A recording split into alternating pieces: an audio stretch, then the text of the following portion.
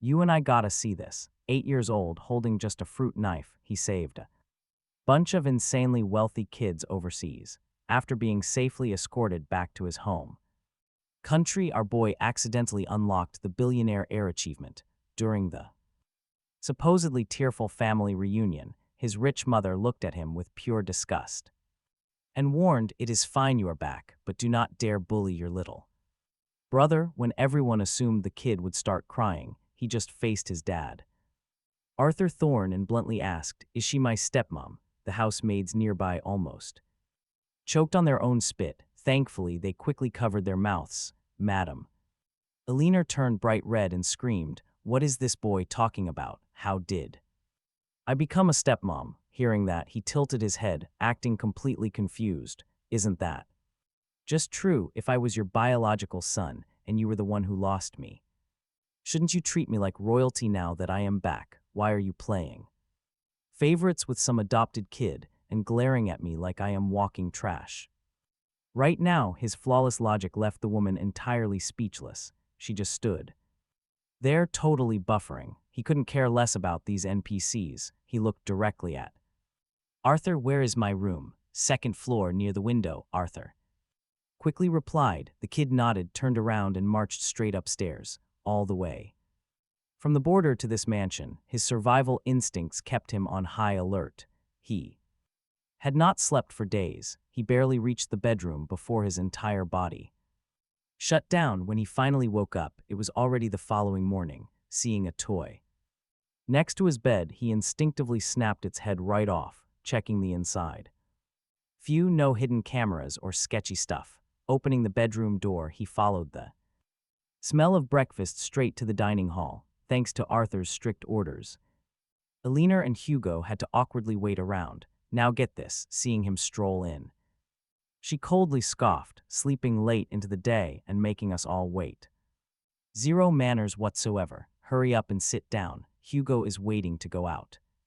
Later you're meeting his classmates. Remember to act normal. They are all elite kids, completely unlike anyone from your dirt village. I am not going. Do not wait for me." "What?" Hugo looked absolutely furious. "If you were not going, why didn't you say so earlier? You made us wait forever." He just hit him with a deadpan stare. "Nobody asked if I wanted to go." Alina thought he was being a massive troll. She grabbed Hugo and furiously stormed off without another word, seeing those annoying mobs finally despawn. He enjoyed a rare, incredibly peaceful breakfast. Just as he was about to leave the table, a teenage girl, maybe 15 or 16, walked downstairs with totally messy hair. She gave him serious side-eye, entirely ignored him, and started eating her own breakfast. The butler quickly stepped up for the super awkward introductions. "Miss, this is the young master who came home yesterday. Young master, this is your older sister, Chloe." Chloe didn't even bother lifting a single eyebrow.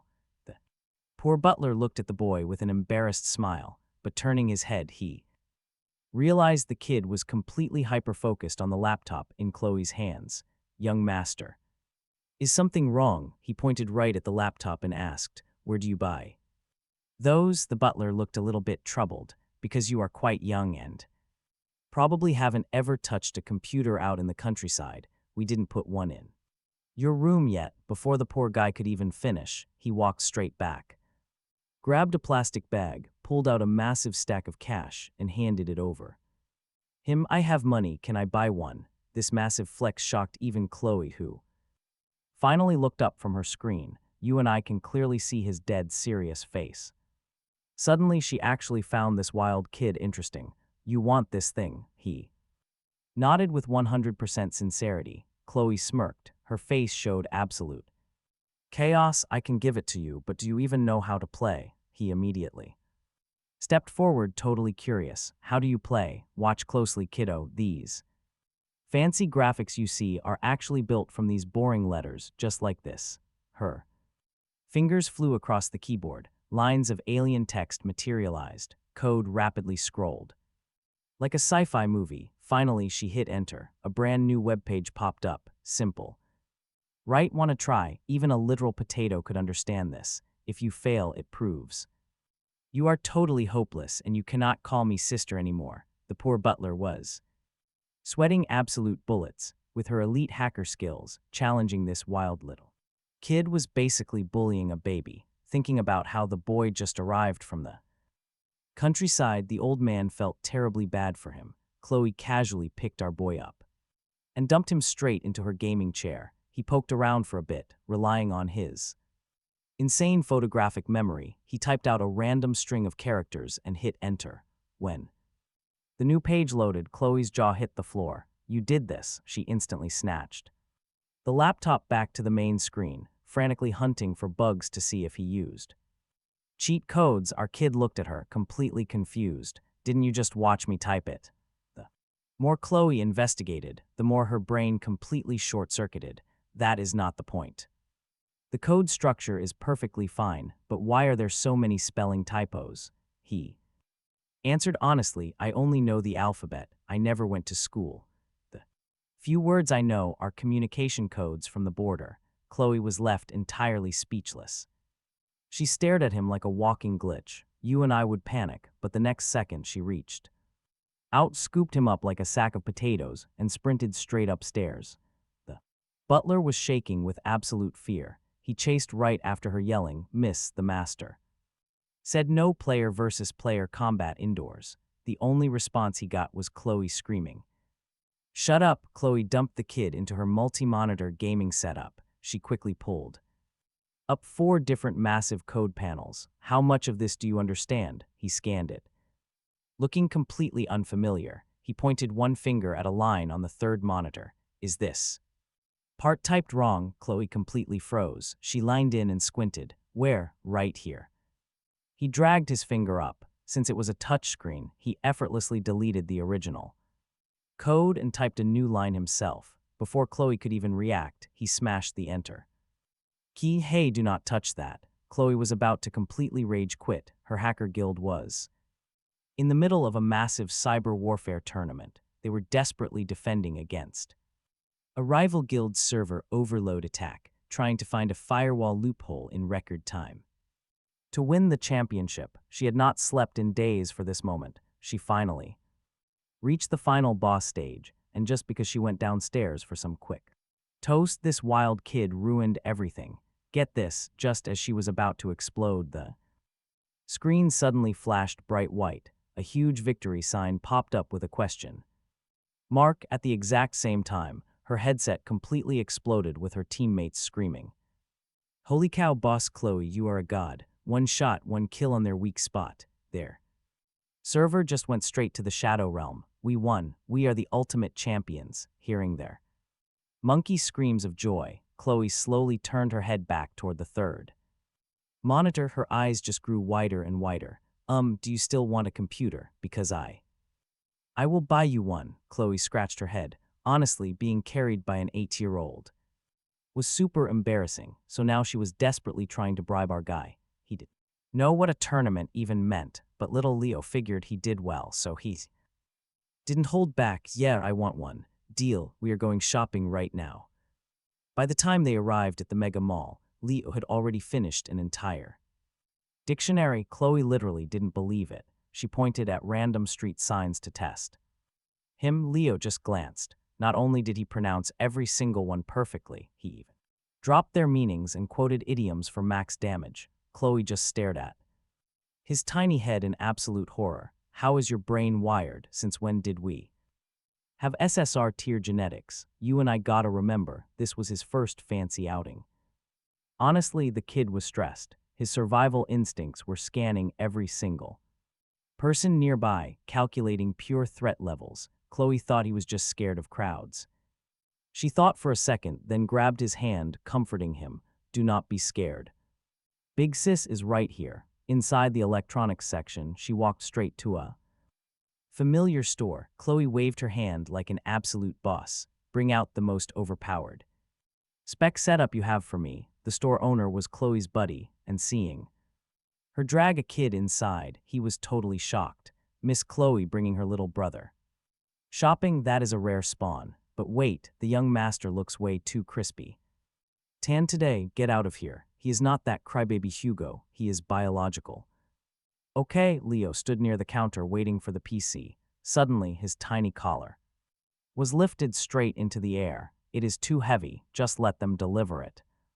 Chloe carried him out of the store like a stray kitten. Checking the map, they both headed straight toward the bookstore. Inside, she followed the signs directly to the IT section, grabbed a heavy stack of basic programming books, and shoved them right into Leo's arms. These are for building your foundation. Your current code structure is absolute garbage. He held a stack of books thicker than bricks. For him, everything felt so incredibly new. He had only seen places like this on television. Looking around, Leo spotted a very familiar girl. She looked up, saw him, and her mouth formed an O shape in pure surprise. She practically sprinted toward the kid. Leo, why are you here? I was going to visit you in 2 days. Are you doing okay? This was basically his only real friend in this city. She had helped him before, so he nodded. Yeah, I am with the Thorne family now. Food is good, thanks. The girl was super happy for him, smiling warmly. That is great, but Chloe Thorne is dangerous. You better watch out. She might bully you. She is the legendary school tyrant in both middle and high school. She spares absolutely no one. She was just worried about his HP. He shook his head, but before Leo could even explain, a big hand grabbed him and pulled him behind. Someone's back. Nora Quinn, who are you calling a bully? That is my brother. Why are you trying to aggro him? Nora totally froze. She looked at Chloe, then at Leo. You guys came together. Chloe instantly snapped. Duh, who else would he be with? You. Nora raised her hands defensively. Total misunderstanding. Your brother and I came back from the border together. He helped me a lot. I just wanted to check on him. Chloe thought she was acting like a fake NPC, but she finally let go. Mocking her, only a weakling like you would get kidnapped. What is the point of having high grades? A gentle breeze could knock you out. Now watch this. Facing the trash talk, Nora just smiled gracefully. She bent down to look at the heavy books Leo was holding. Are you really planning to read all these? Can you understand them? He nodded. Then he remembered this girl was a top-tier student, so he asked, could you help me pick out some reference books? He figured Chloe only maxed out her tech skill tree. That dictionary in the car was huge, but the actual world lore was just too complex. He only memorized it because his brain ran at supercomputer speeds. Of course, Nora smiled, her eyes curving into crescent moons. She was super happy to repay the favor. After all, his epic life-saving deed had to stay hidden, privately. She really wanted to treat him well. Honestly, after getting back home, she thought him pretending to be the Thorne family kid was pretty sketchy. She planned to visit the Thorne house in a few days to totally adopt him. Her family was rich enough to keep a stray kid, but get this, seeing Chloe guarding him like a raid boss, things just got way more complicated. Our boy was totally clueless about the intense laser-eyed death stare happening between these two teen girls. He innocently followed Nora straight to the elementary textbook section. After checking the books she picked out, he was totally satisfied and just said, thanks. Nora reached out to pat his head, but Chloe glared daggers at her, so Nora nervously pointed to the top shelf instead. Actually, the fastest way to learn words is by reading stories. Comic books are never boring.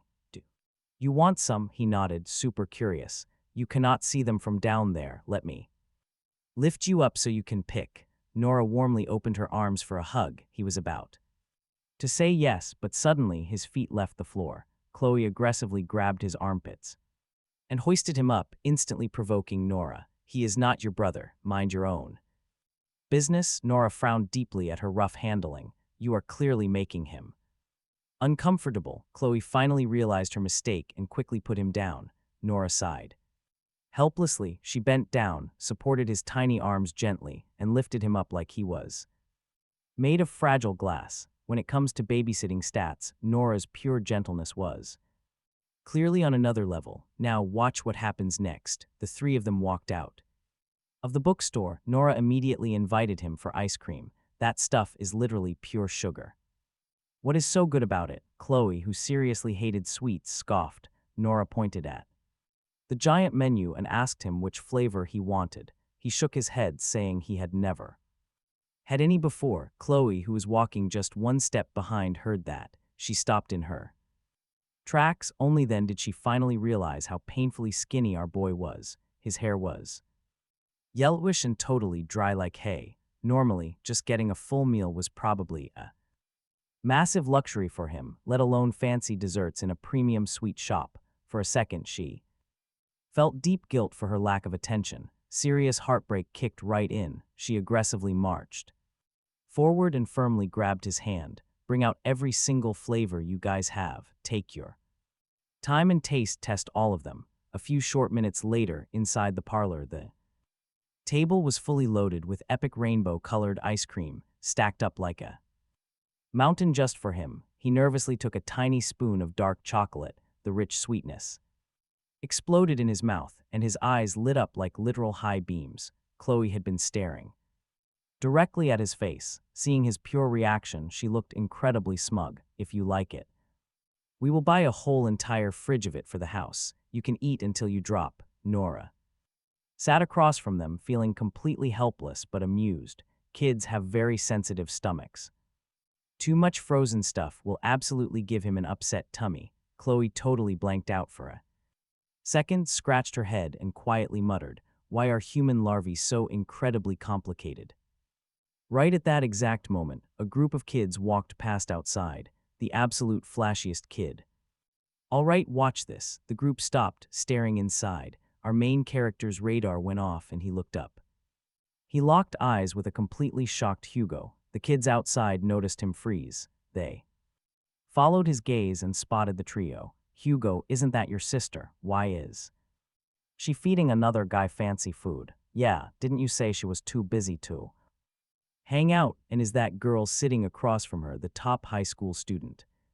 "She's gorgeous." Rich kids grow up fast, so they already knew about the famous seniors, especially Chloe and Nora, both absolute legends with massive reputations, always the center of gossip. Honestly, Hugo was only the star of his squad because his sister was the tech goddess Chloe. "Hugo, didn't you say your sister loves you most? Let's go in, tell her to buy us ice cream." "Yeah, I want ice cream too." The peer pressure was massive. Hugo couldn't back down. Glaring at the table, he gritted his teeth. "Fine, let's go."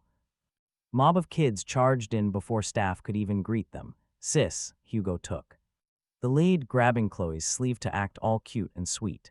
"Why didn't you tell me you were here? We could have come together. My friends really like you too." "Yeah, Chloe, Hugo said you're a pro gamer. Can you teach us?" "Wow, you guys ordered so much ice cream. Can we share?" Chloe was surrounded by noisy gremlins. The endless chatter gave her a massive headache. She swatted Hugo's hand away, totally annoyed. "If you want to eat, buy it yourself. You aren't broke. Why crash our hangout?" Hugo totally didn't expect her to embarrass him in front of his squad. His face turned beet red. He gritted his teeth, playing the victim. "But I just want to hang out with you." The other kids looked confused, pointing right at our guy. They asked, "Then who is he? Why does he eat with Chloe? Is he Nora's brother?" "Nonsense. Nora definitely doesn't have a brother." Hearing them talk about him, Hugo panicked, terrified they would actually find out he was just the adopted kid. In his blind panic, his mouth outran his brain. "He is the new maid's son, just moved in." The squad went, "Oh." Then they looked at our guy again. Their eyes were dripping with judgment. "No wonder he's dark. His clothes look super cheap." "Hugo, you buy food for a maid's son. Why not treat us instead?" Before Hugo could invent another lie, slam, Chloe aggressively smashed her hand on the table. The massive boom made the kids jump out of their skin. When they looked up, Chloe's face was absolutely terrifying. Darker than a storm cloud, she glared daggers at Hugo. "Who are you calling a maid's son? Hugo, you have been in the Thorn house for way too long. Have you forgotten your place?" She reached out, aggressively grabbed Hugo's shirt and hissed, "The food you eat, the clothes you wear, even your last name is stolen. Where do you get the absolute audacity to talk trash?" Hugo had literally never seen her this furious, being publicly humiliated like this. His tears instantly started falling like a broken faucet. Chloe hated his fake crybaby Act the most, shoving him away in pure disgust. She pointed at our guy, announcing to the gremlins, listen up, brats. He is Chloe Thorne's actual biological brother. If I catch any of you bullying him, I will send you all to the Shadow Realm. Got it? The kids were absolutely terrified of her raid boss energy. Forget about comparing social status. They just wanted to survive. Scattering like roaches, they bolted, leaving Hugo rubbing his eyes, bawling as he ran away to find Mommy Alina, sitting across the table. Nora shook her head. This adopted kid, you guys love to see it, really needs a system upgrade. Chloe snorted, but for once she didn't argue. Back by the third ice cream cone, his HP was full. He couldn't eat anymore. Looking at the leftover desserts, Leo felt a bit sad. Nora read his mind. She suggested they could pack it up. If you don't want to waste it, we can take it. Holmes, he didn't know you could take loot to go. He nodded immediately. After eating, Chloe eagerly asked him, do you want anything else? Let's go buy it. His inventory was totally full. He shook his head. I want to go home and read. Then a massive explosion echoed from the first floor, instantly followed by terrified screaming. He immediately found solid cover and ducked down. They instinctively hid right behind the glass railing with him. What was that? Chloe's ears were ringing from the massive shockwave. Leo turned his head, putting a finger to his lips, signaling her to be quiet, then whispered, pew pew sounds. What? Nora and Chloe absolutely gasped in unison. They looked exactly where he was watching. Now brace yourselves, because the first floor was in absolute chaos. A masked guy was waving a metal blaster around like a total maniac. Nobody move, the guy roared, turning around and smashing the jewelry. Counter glass, put all the gold in the bag. Hurry up, the staff crawled up, shaking hands in the air. They opened the cases, using a bag to gather the loot. For him, was this guy crazy? Robbing a gold shop at the mega mall? Chloe frowned, noticing a brave staff member secretly pressing the silent alarm. The police station was literally down the street. Cops would be there in a blink. Anyone with half a brain wouldn't pull a heist here. Something was wrong with him. Nora noticed the anomaly too, staring at the hand holding the weapon. The guy was shaking, constantly unable to even stand straight. If he wasn't sick, he was definitely drunk. If the cops rushed in right then, it might trigger a total wipeout. Sure enough, few minutes later, the tactical team arrived. Hearing the megaphone outside, the man's mood instantly went totally chaotic. He pressed the blaster right against a staff member's head. Did they snitch on him? Did they? Without waiting for an answer, he didn't even hesitate to pull the trigger. Bang, a huge shot rang out. Everyone witnessed a truly terrifying scene, but luckily the heavy recoil hit him, so his aim was absolute trash. The staff member only took a hit to the shoulder, falling to the floor, groaning. Even so, the entire mall filled with screams, among them a little kid's crying was exceptionally loud. The crazy man looked toward the noise, spotting a dozen kids all huddled together. He marched straight over, grabbed one, and pointed his weapon at the kid. Shut up, stop crying. The three of them on the second floor saw everything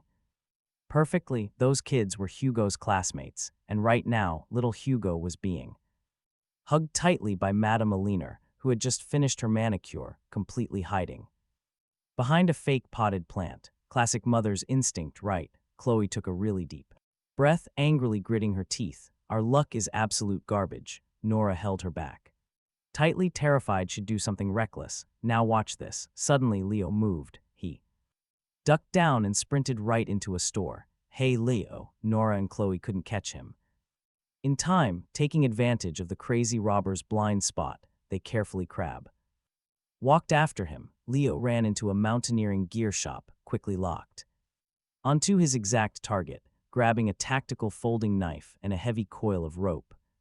Snatching a thick marker from the cashier's desk, Nora rushed in. What was he doing? Leo looked up at her, then looked at his hands and handed her the markers. You right. Nora had zero clue, but you and I know our guy was already moving. She had absolutely no choice but to follow him. Reaching the second floor lounge area, she suddenly saw the kid standing right by the glass, facing the SWAT officers. Outside, they were prepping a forced breach. He spread his arms wide, quickly signaling them not to smash the glass. Nora ran up, but he instantly pulled her down. He pointed at the officer outside the glass and said, "Tell them lone wolf target. Intoxicated has already drawn first blood, currently holding kids hostage." Nora finally realized what that marker was for. She rushed over to the glass window, quickly writing down the intel. Sure enough, the repelling officer paused, immediately using his radio to contact command. Meanwhile, the kid tugged at Nora's shirt. Looking up calmly, he said, "He is carrying spicy fireworks. I saw the fuse. Wires, the colors are just a bit weird." "What?" Nora and Chloe shuddered in pure fear. Chloe quickly squatted down and asked, "What color were the wires?" "Rainbow-colored. At the border, he usually only saw gray or dirt-colored ones." Chloe gave Nora a totally grim look, giving a slight nod. "Probably from a prop store. It is a huge trend in the underground market right now. They can be modded into real boom sticks." Nora frowned. The very next second, she wrote on, "The glass suspect has explosives. She absolutely could not afford to be vague right now. Otherwise, the casualty rate would totally skyrocket." That last piece of intel made the officer outside talk on his radio for a long time. The boy tugged Nora's shirt. Again, his voice was childish, yet eerily calm. "I will infiltrate and provide support." "What?" Nora and Chloe were completely stunned at the exact same time. Their reaction was perfectly synchronized. No way, too dangerous, letting an 8-year-old face an armed robber. That was pure madness. But down on the first floor, a kid started wailing again, accompanied by the robber's impatient roaring. The tension in the mall hit absolute maximum capacity. Time was up. He bent down, hiding his knife in his sock, grabbed the rope, and sprinted off. Nora and Chloe were totally caught off guard. They could not stop him. "Damn it," Chloe patted Nora's shoulder and quickly chased after him. Nora was terrified he would get game overed. She gritted her teeth, wrote his plan on the glass, then closed her eyes and ran after them, leaving the SWAT officers outside completely dumbfounded. By the glass railing on the second floor, our MC found a blind spot behind the man. Tying the rope to the railing, Chloe stepped up to help but realized his movements were absolutely pro-level. The knot was complex and rock solid. She pulled, but it did not budge an inch. Seeing he was about to slide down, she instantly panicked.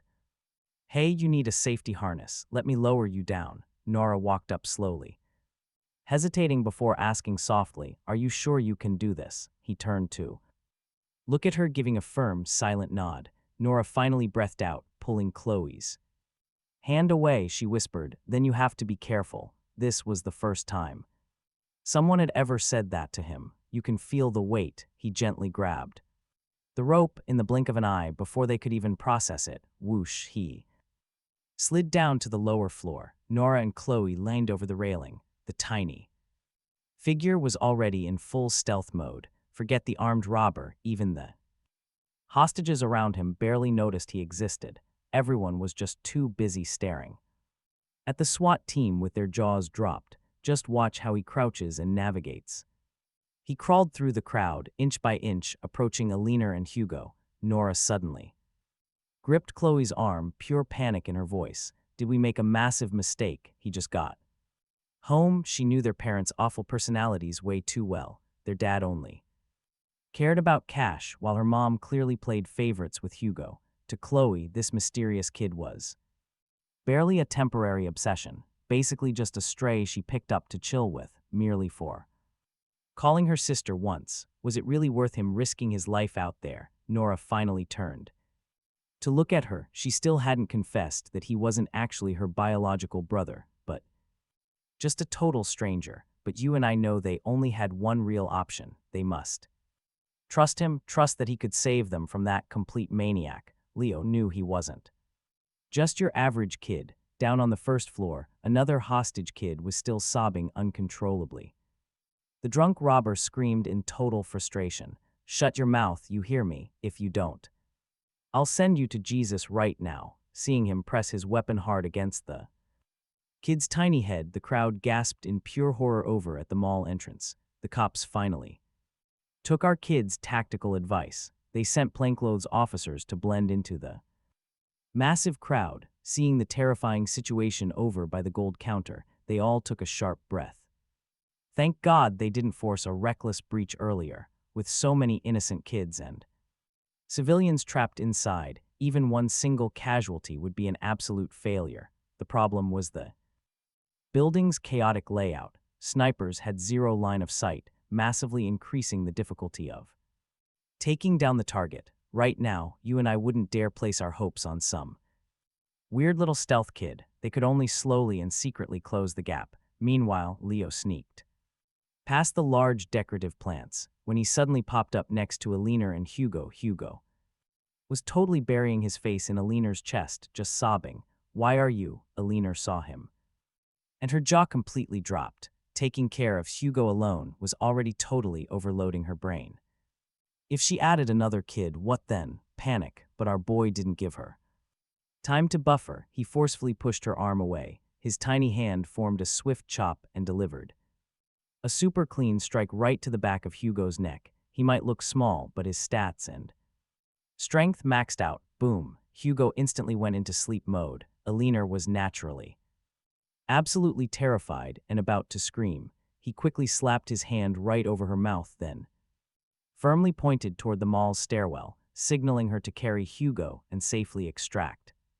From there, just a moment later, Madame Alina finally calmed down, hugged Hugo tightly and quickly crawled toward the stairwell. There was solid cover there, so she wouldn't be easily spotted, but halfway there, she realized he wasn't following behind her. She simply couldn't help but look back, only to see him squatting silently, just watching her go.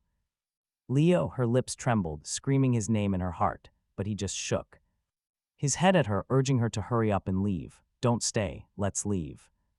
Together, Alina desperately wanted to scream that out, but looking down at Hugo resting in her arms, the sheer fear of losing her precious son won the mental battle, making her give him one last deep look before ruthlessly turning away. Chloe saw this entire scene from the second floor, gritting her teeth. Her eyes were red, feeling both entirely useless herself and completely disgusted by her mother's heartlessness. Leo silently watched the Thorn duo successfully extract, then simply retracted his gaze. He firmly believed that in this world, there is absolutely no free lunch. Earlier, Chloe bought him a computer and totally treated him to some top-tier ice cream, so he absolutely had to repay the favor. As for saving people in the whole mall, the grandpa who raised him once said, "When there are just way too many bad guys, only by doing lots of good deeds can you remain a good person," and he lived by that. He refused to end up like those villagers. He just wanted to be a good NPC. The other children couldn't hold back their tears, wailing loudly. This drew the robber's aggro completely, but also drove him totally insane. His hand gripping that trigger was trembling, veins bulging. The boy noticed the hostage kid gasping for air. The poor kid's lips were literally turning purple, knowing he couldn't wait another second. Our guy quietly slipped right into the crying crowd. As the psycho glanced back toward the main entrance, the boy suddenly lunged straight forward. He grabbed the hostage's legs and yanked hard, caught totally off guard. The criminal stumbled backward, instinctively dropping the hostage. "Who did that? Which little rat?" The madman spun around in pure rage. Without a single thought, he raised his weapon and charged. Smack, a brutal strike to the boy's forehead, yet he stood completely unfazed. The bystanders watching this madness were so paralyzed with fear they forgot to breathe, terrified the psycho might just pull the trigger. Any normal person would completely break under this kind of pressure. A misfire could happen at any millisecond, but the main character didn't even flinch. He just slowly raised his hands in total surrender, his dark eyes cold, his expression unnaturally calm. This actually made the criminal freeze. The guy's short-circuited brain simply didn't have time to process it. He scooped the boy up as his new meat shield. Whether Nora's tactical squad upstairs or the undercover cops, nobody expected things to play out this smoothly. I mean, who expects a tactical masterclass from an 8-year-old kid. But it actually worked. Now the team just had to adapt and play along. After getting grabbed, our hero finally got a clear look at the police positions across the lobby, but their ambush points were way too far back. They needed to wait, getting closer to secure a clean takedown. For now, he just had to play the part of a terrified little prop, but right as the cops closed the gap, the robber's phone suddenly rang out. That loud ringtone shattered the silence, instantly freezing every single person in place. The psycho recognized the caller immediately. His emotions went totally haywire, tossing the boy to the floor. He aimed his weapon at the kid with one hand and answered the phone with the other. "Hello, Rue, is it you? Break up." "No, I refuse to break up." "You wanted those 3 gold dowry sets, right? Listen, I am getting them right now." "Forget 3, I will buy you 5. I am proposing today. Rue, are you there?" "Hello?" Then came his desperate, broken screaming. The person on the other end had hung up, absolutely igniting his fury. He burst into tears, crying and howling. Tragically, "Scammers, you are all scammers." With that, he completely lost his mind and raised his barrel, preparing to spray the innocent crowd. The millisecond before he pulled that trigger, the boy blitzed him. His movements were blindingly fast, moving like a tiny phantom. He dashed straight into the blind spot, delivering a brutal karate chop to his wrist. A massive scream echoed out. The weapon clattered to the floor as he collapsed to the ground, twitching in pain. Seeing the tactical squad rushing in, a sudden flash of pure despair filled the criminal's eyes. Where he found the strength next, nobody knows. He snatched the barrel with his free hand, lying on his back, and pointed it directly at his own stomach. Seeing this absolute madness, a nearby cop went totally pale and screamed out, "Get down!" Everyone charging forward immediately hit the deck, desperately covering their heads. Nobody knew the actual blast radius of those explosives, so to ensure everyone's survival, hitting the floor was the only way to minimize area damage. But the very next second, another agonizing scream echoed through the air.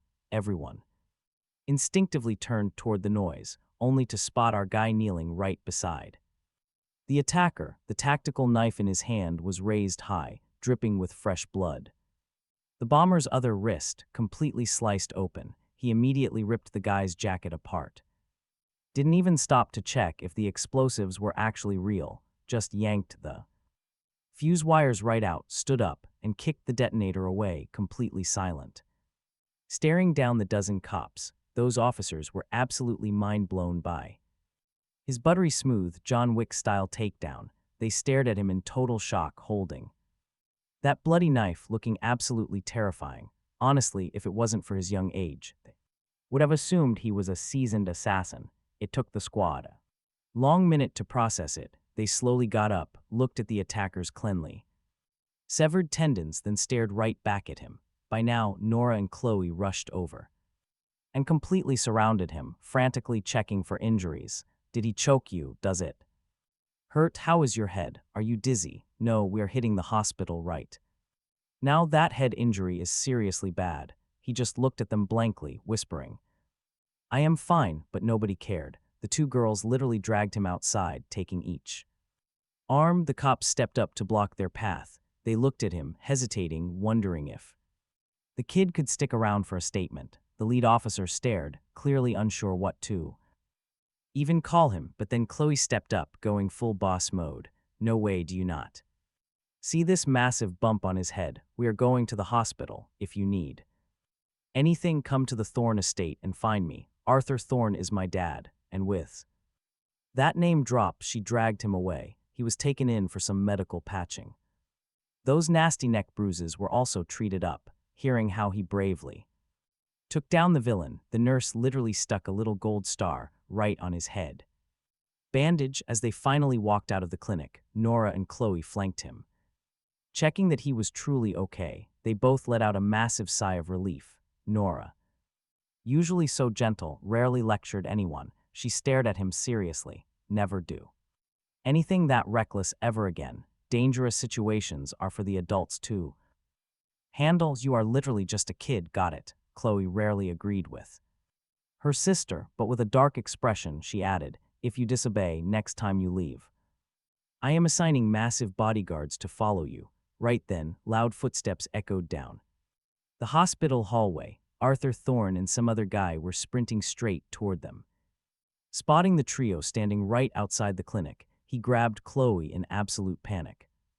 "Chloe, are you injured?" Chloe immediately swatted his hand away. "I was not the one saving everyone today. Why are you checking me?" Hearing that reality check, Arthur finally turned to look at him, but get this, his first reaction was not checking his health. Instead, he frowned and yelled, "Who gave you the right to play hero? Do you realize how insanely dangerous that was? I heard you even knocked Hugo out cold. Zero restraint. Do not ever do something that reckless again." The moment those harsh words left his mouth, forget Chloe, even gentle Nora looked completely furious. "Dad," Chloe could not hold it back anymore. Stepping right in front of him, she screamed, "He saved Mom and Hugo. The entire mall, including me, did not get blown to pieces because of him. You all." Bowing down in pure gratitude would not even be enough. What right do you have to stand there and scold him? Do you not see the bandage on his head? Do you even see him as your son? But Arthur had literally just read the DNA report. This guy had zero self-awareness. Right now, total chaos. Leo wasn't Arthur's real kid, just some bootleg replacement from nowhere. Plus, Arthur already registered the boy's name with Grandpa, which caused massive headache. Naturally, the man was furious. "Chloe, stay out of this." He shoved Chloe out of the way. "He runs wild outside. If I don't discipline him now, he'll cause a disaster later." Furious, Arthur tried to lunge forward again, but this time a second figure blocked him entirely. Nora. Nora was basically the perfect golden child. Smart, pure, always respectful to elders, but right now, total ice queen. First time ever, she glared. "Old Thorne, let's calm down." Suddenly, the older man who had stayed totally silent all this time stepped up. He squeezed Arthur's shoulder, smiling warmly. "The kid just survived something traumatizing. If you need to lecture him, at least save it for later. If you're still angry, why not let him crash at my place for a few days?" I honestly like the little guy. Nora's eyes absolutely lit up hearing this. "Dad, I was literally about to invite Leo over. Let him recover with us." Her dad, the famous CEO Quinn, kept that trademark business smile and nodded. "Perfect. Your mom always wanted a son anyway. A couple of days at our house sounds great." Normally, given the massive business ties between the Quinn and Thorne families, Arthur would be ecstatic, but right now, total hesitation. His smile froze as he backed down. "I wouldn't bother CEO Quinn. The kid is too wild. Better he rests at home. His grandpa will be picking him up soon. Anyway, here's the thing. Leo had zero Thorne blood. Logically, Arthur should have tossed him out instantly, but he couldn't explain that to Grandpa. Plus, he had no time to find his real son yet, so Leo was stuck, basically cosplaying as the Thorne heir. With that logic, Arthur absolutely could not let another family snatch the boy away and risk leaking the secret. He stood firm, meaning the Quinn duo had to back down. Before leaving, Nora handed Leo her contact info, telling him to call if he needed anything. He nodded, stuffing the paper away. Meanwhile, Hugo was still getting a full body scan at the hospital, so only Chloe went home with Leo.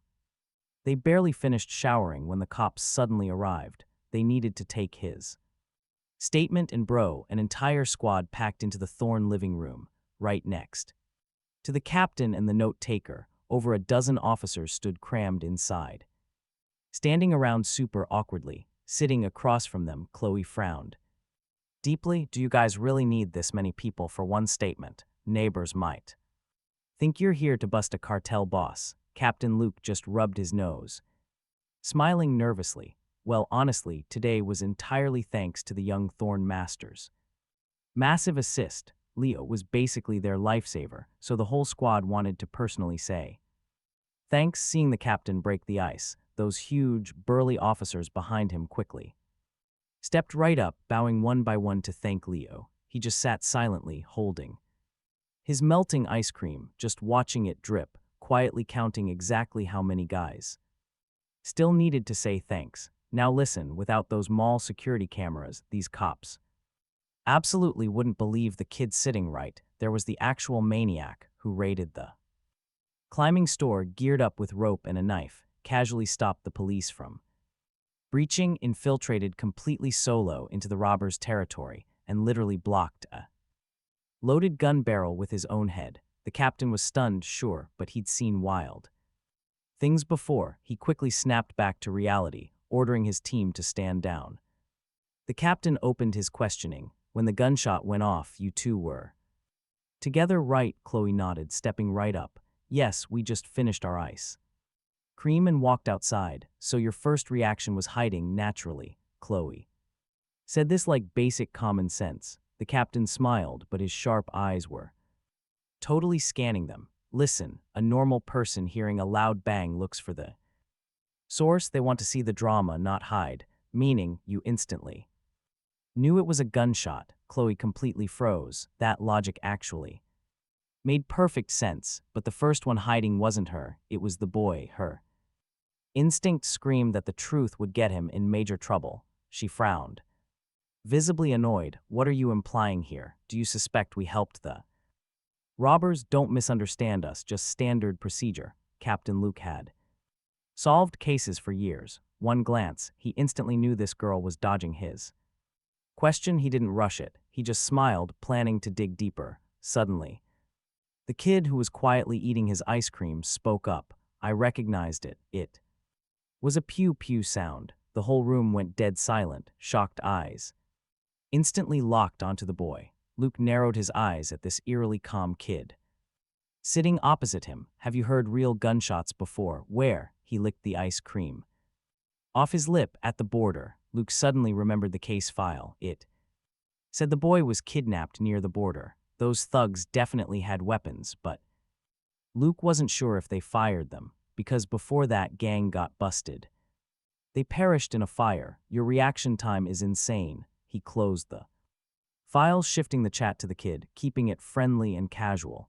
So why did you think of using a rope to save everyone? The bad guy had weapons and explosives. Weren't you scared? Now watch closely. Chloe sensed something was off, hating this leading interrogation. She was about to intervene when she heard the boy's crystal clear answer. I was scared. The boy nodded, his tiny face dead serious, admitting his fear of getting a game over. He added, but if I didn't do it, more people would get hurt. I promised Grandpa that I'd be a good NPC who helps others. His voice still had that baby tone, but those words left everyone in the room completely stunned. Luke, with solid detective experience, could easily tell the kid wasn't lying. He said it with pure sincerity, shaken by the absolutely unyielding resolve in his dark eyes. The interrogation just couldn't continue. Chloe felt super emotional too, unconsciously rubbing his little head. Who is Grandpa? He glanced at her, unsure how to explain it. He finally generalized, the person who raised me. I am an orphan. Grandpa picked me up, fed me, but I don't know his name. Chloe saw the nostalgia flash in his eyes, her own heart completely softened, trying to comfort him. If you miss him, bring him to live here. But the boy shook his head, looking down at the melting ice cream, whispering, no need. He logged out of life, ended by a criminal's weapon. I used $30 I made from guiding to buy a wooden board and buried him on the mountain. That was his very first time working as a guide in the ravine behind the village, helping them block the pursuit of 3 police cars. Even though the villagers took most of the money, the remaining $30 were handed directly to him. This kid really looks sharp, good potential. Too bad he is a bit young. The man smoking in the driver's seat smiled at him, but the back of that truck was leaking bloody water. It smelled like pure death. Word was they were smuggling expired frozen meat. Huge profits, sure, but eating that trash, you'd get seriously sick or have your life subscription completely canceled. Little Leo just wanted to bury his grandpa. He refused to join their shady guild. Seeing the kid back away, the smuggler smiled, a deeply menacing smirk. Born here, your fate is locked, he warned. Once a guide, always a guide. We are exactly the same, get it? but Leo wasn't about to accept that twisted server rule set. He refused to be a bad NPC, so later he drew map of their whole escape route and handed it to the cops, exposed a massive loophole right at the border that those scumbags planned to use. That tainted meat never reached the city. The entire crew got totally busted, and by pure chance Leo walked past the guard post later, spotted a drawing there, it seemed like it was meant for him. He copied the words down, went straight home, and asked around. Turns out those two mysterious words actually meant thank you. Staring at that crude drawing, Leo figured he must be a good NPC. Chloe nearly broke down at his casual, logged out joke. She just glared daggers at Luke. This is because you talk too much. Bringing up the kid's tragic backstory made Luke feel incredibly awkward, too, especially since Leo's file said he was 8, but he looked like nothing but skin and bones. He had clearly suffered absolute hell, keeping such a pure heart through all of that trauma while bravely saving people. Even if Leo's methods were slightly hardcore, it was totally justified. Honestly, Luke just couldn't bear to interrogate him anymore. He led his squad out, thanked Leo one last time, and hurried off. Right after the cops vanished, Chloe muttered, "What is wrong with these guys? They totally suck at solving cases, but they're absolute experts at suspecting innocent kids." Later, when Arthur brought Hugo and Alina back from the hospital, the second they walked in, the dining table was absolutely stacked, and their normally arrogant daughter was buzzing around Leo like a personal maid. "Want this? Too spicy. Seriously, the sweet and sour ribs are god tier today. Eat more meat to buff up. Being way too skinny ruins your overall stats. Here, drink some soup. Let me serve you." The Thorne parents instantly felt a massive wave of jealousy. They had literally never gotten this VIP treatment. Hugo, who just recovered, immediately started wailing, diving straight into his mom's arms. "Mommy, why does she like him instead of me? He hit me today. It hurts. She should be hitting him instead. Why is she acting so nice to him?" Alina wanted to mute him, but it was way too late. "Wait, did you guys seriously not explain anything to him?" Chloe stood up from the table, her face absolutely full of cold mockery, staring daggers into Hugo's red, crying eyes. "You're seriously asking why I like Leo and not you, because he saved everyone from those mall robbers. That includes you and Mom and all your bratty little friends. Meanwhile, you just hid in Mom's arms crying, got saved by Leo, and then actually came back to falsely report him." Alina couldn't watch this disaster anymore, stepping in as the peacekeeper. "All right, Chloe, your brother was just terrified. Everyone is perfectly safe now, so please don't ever bring it up again." Chloe stared at her mother, eyes heavy with absolute disappointment. Suppressing her shaky voice, "He did it because he saw you upstairs. Leo was afraid you'd panic, so he rushed down first just to save you. Mom, you grabbed Hugo and ran away. Do you realize Leo had a weapon pressed to his head, almost got his life subscription permanently canceled. You and Hugo bowing down to thank him wouldn't even be way too much. What gives you the right to ban us from talking?" They had never seen Chloe lose control like this. For a split second, everyone just totally froze. Like their ping spiked to 999. Nobody moved. Then Leo softly whispered, "I just want to eat." Chloe finally wiped her tears, turning back to grab food for him. "You really like fish, huh? Did you live near the ocean?" But Leo shook his head. "No fish at the border. Sometimes freezer trucks would roll through, but honestly, those fish bellies were just for smuggling contraband." He had never tasted seafood in his entire life. "It just tastes really good. Eat slow or watch the bones," Chloe warned, seeing him inhale the food. She panicked, her attention locked entirely on watching him eat, making absolutely sure he would not choke. Her urge to argue with Alina and Hugo vanished. Hugo tried to speak up, but Arthur shut him down, leading the mother and son straight into the study. The DNA results were back. He handed Alina the file, telling her to read it immediately. Catching his grim expression, Alina felt suspicious and quickly snatched the report. "Wait, what? Zero biological connection to them. This kid was not their real son." Flipping to the final page and seeing the truth, she gasped. Hugo stood beside her, eyes practically glowing with excitement. He is not family, Dad. Kick him out right now, Alina agreed instantly. No wonder I never could. Feel a bond with him, just some random street scammer. Honey, tell me why.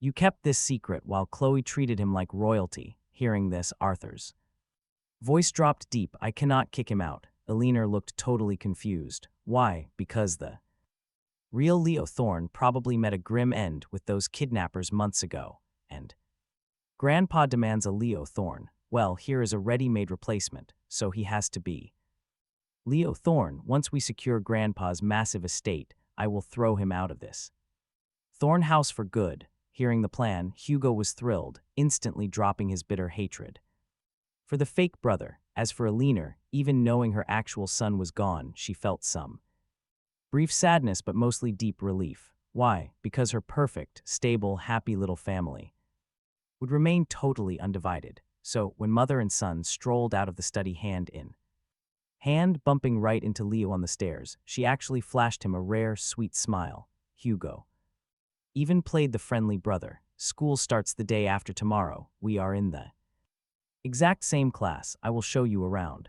Leo gave zero reaction, walking straight to his room. He opened the new textbooks and comic books bought that day, quickly flipping through the pages, rapidly memorizing complex new vocabulary. Before hitting the bed, he could actually read entire picture books, hugging a classic storybook in bed, pondering over Snow White and Sleeping Beauty. Were these fairy tales real? His dark mind wondered why the royal huntsman would ever spare Snow White. Those 7 dwarfs definitely would not help her for free either, plus that witch's curse was seriously overpowered. A random prince could never defeat her in a fair fight. Stick with me. His second night in the city felt totally surreal. Early the next morning, before Leo even opened his eyes, someone knocked loudly on the bedroom door. Leo, are you awake? Chloe called out once, losing patience, and shoved the door wide open. Spotting the completely unopened computer box sitting there, she instantly raged. You hugged torn books all night. You did not even boot up the computer. What is so great about children's books? Your genius brain must be used for serious business. Do not waste your talent. Got it. While venting, she practically sprinted to the box, assembling the gaming rig in record time. 4 premium LCD monitors finally formed a glowing circle, trapping Leo inside so he was completely hidden. Right now all right, let's watch Chloe recruit our tiny MC. Join the East Server tournament. Win this and you keep all the loot. She immediately pulled up the official tournament registration page. Our boy kept a total poker face, eyeing the Hacker Alliance banner, and asked if this was actual business. Chloe gave a nervous laugh. Fighting foreign invaders is pure justice. This massive cyber raid was entirely provoked by rival nations hitting the capital's cybersecurity department first. Those guys completely bypassed the firewall, blatantly slapping a highly toxic historical insult right on the official homepage. Absolute disrespect, right? This insane stunt sent total shockwaves through all the domestic hacker forums. Before the authorities could even react, the hackers decided to teach them a lesson. Our team grabbed first place recently, so we are the main heavy hitters today. But fighting the United States Cyber Division, I am pretty nervous. Chloe sounded super embarrassed. We are basically riding a tiger we cannot jump off right now. If we blow this first strike, the entire hacker community will literally mock us forever. Our kid did not care about money, but the idea of code actually attacking people, that was interesting, so he asked when the raid was starting. Chloe checked the clock. 6 hours until full assault. Hearing that, our MC nodded, opening his beginner programming book from yesterday to study. Chloe was terrified he wouldn't understand the basics, so she literally camped in his room, having the maid deliver breakfast upstairs. While they ate together, the kid was just slowly sipping a glass of milk. Chloe had already booted up voice chat.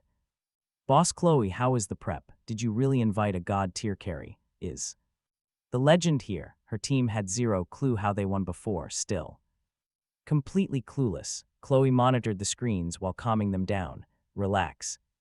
The MVP is here. He is studying right now. Hearing that, the entire squad got incredibly hyped. The god is here. Let us worship him. Chloe was totally ready to show off anyway. She flicked on the virtual camera, applied a face filter and pulled the little guy into the frame. See him, the guy's on.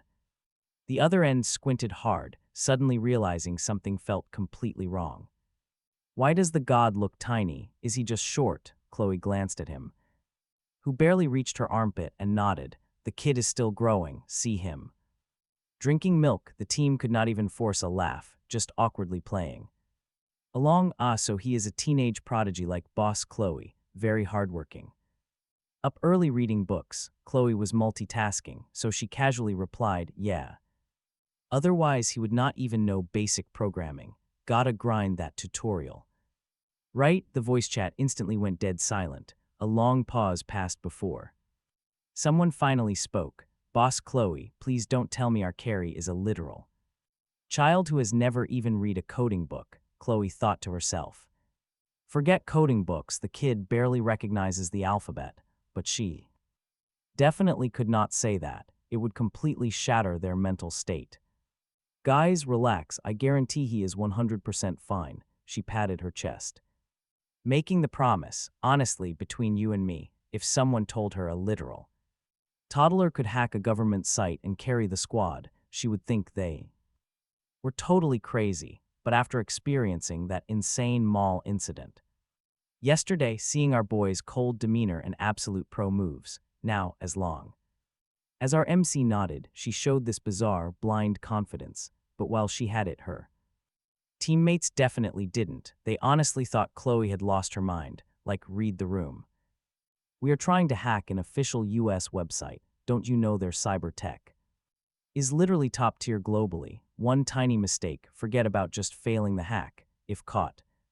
We are going straight to jail. You are rich, you have bail money, but we absolutely don't. Whoever wants to play this stupid game, go right ahead. The team's morale shattered instantly. Deciding to rage quit, Chloe actually thought they were joking at first, but seeing them log off one by one, panic finally set in. This squad was formed back in the Science Academy. Most were PhD students. She called them up, but they flat out refused to rejoin. Chloe lost it, cursing right on the spot. You cowardly turtles, who was so hyped about hitting rank 1 at the very start. Now you claim first place but completely chicken out of the boss fight. You should have spoken up earlier. I never would have teamed up with you scrubs. Damn it. Saying that, she slammed her phone down hard, breathing heavily with anger, and instantly blocked all contact with those ex-teammates. After blocking them, she just sat blankly in her chair, then turned to the kid beside her, who was still focused on reading.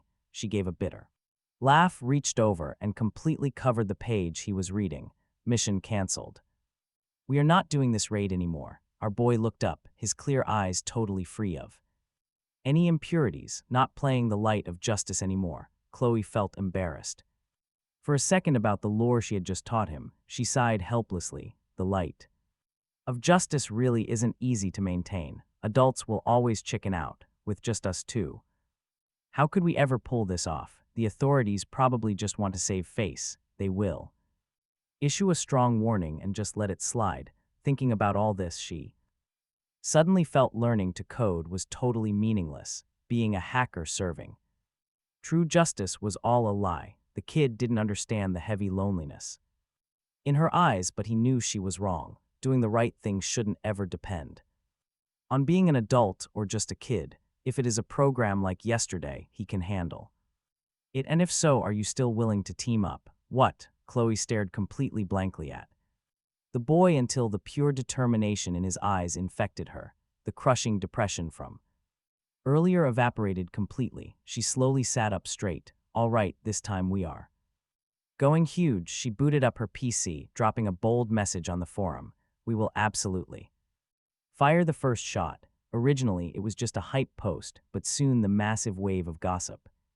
Hungry hackers flooded in, questioning everything. We heard your team disbanded. What can you really do solo? I knew something was fishy when you guys won. Figures you would drop the ball halfway. Come on, bring it. Fire that shot right at my chest. let us see how overpowered you actually are. Do not tell me you cannot even trace my IP. Everyone registered on.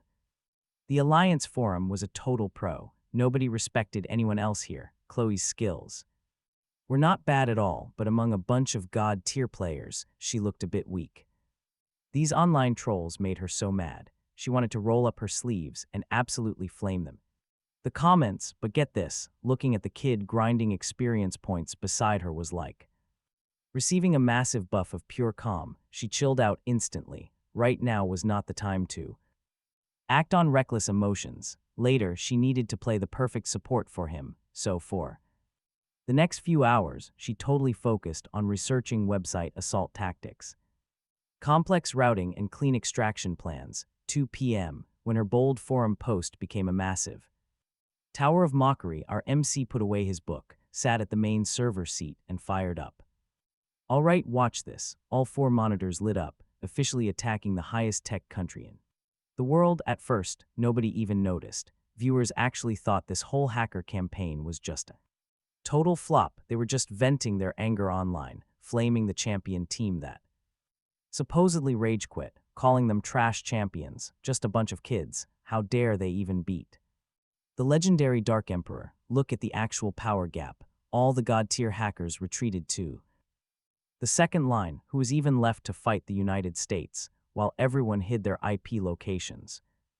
And gossiped. Suddenly, boom, a wild comment popped up. Holy smokes, the United States homepage just got totally wiped. Go look. At first, everyone thought it was just a troll, but those who clicked over to take mocking screenshots ended up just staring blankly at their screens like absolute idiots. The majestic White House homepage had magically turned into the vibrant lucky red that Dragon Country loves, totally covered in massive, blooming peony flowers, a classic wealth and prosperity aesthetic. Seriously, though, there wasn't a single word on the image. It was packed with inside jokes only Dragon Country folks would actually get. Literally, what absolute legend pulled this off? Wealth and prosperity, wishing good people a peaceful life. Literally my mom's exact aesthetic. Just passing through here, got to praise the United States for their top-tier taste in art.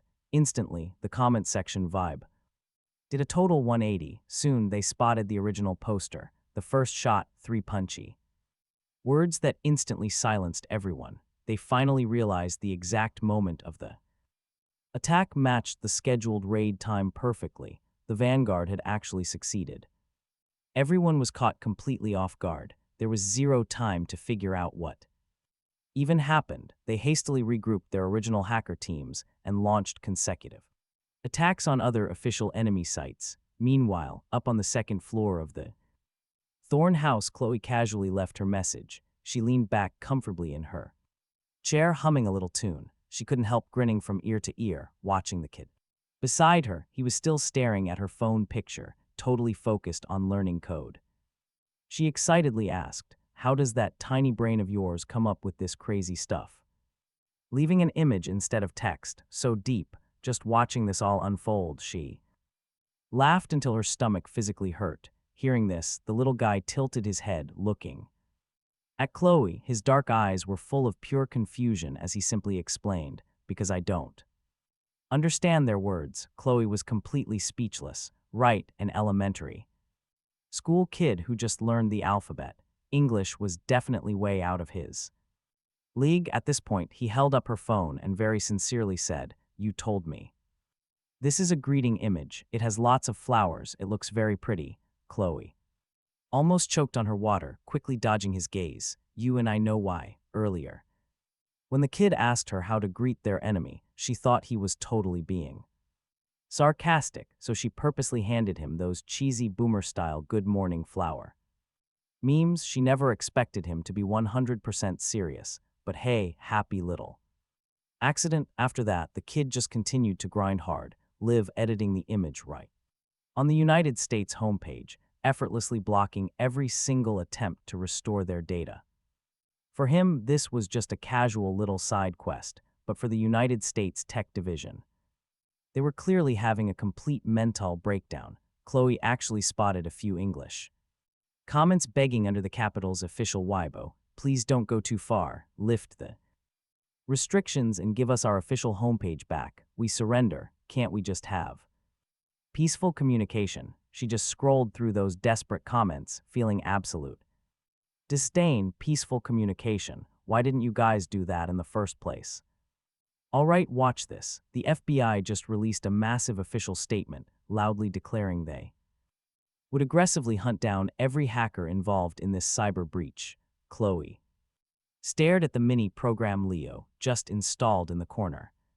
Turning to him, is this anti-tracking system actually legit? Although the encryption looked insane, making her marvel like she was witnessing a total genius. She still worried. What if the US had better tech guys? Hearing this, Leo didn't give her a confident yes. Instead, he just shook his head. I don't know, so I need to make the picture look prettier. Chloe completely froze, didn't compute that for a second. What does this have to do with pictures? Leo thought about it and replied, if it's pretty, they will clearly see the genuine sincerity of my greeting. Chloe instantly felt this kid was way too naive. The adult world is way more complicated than he realized. She immediately sat up straight, no longer daring to relax, frantically monitoring the US tracking movements, absolutely terrified the cops would kick their door down any second.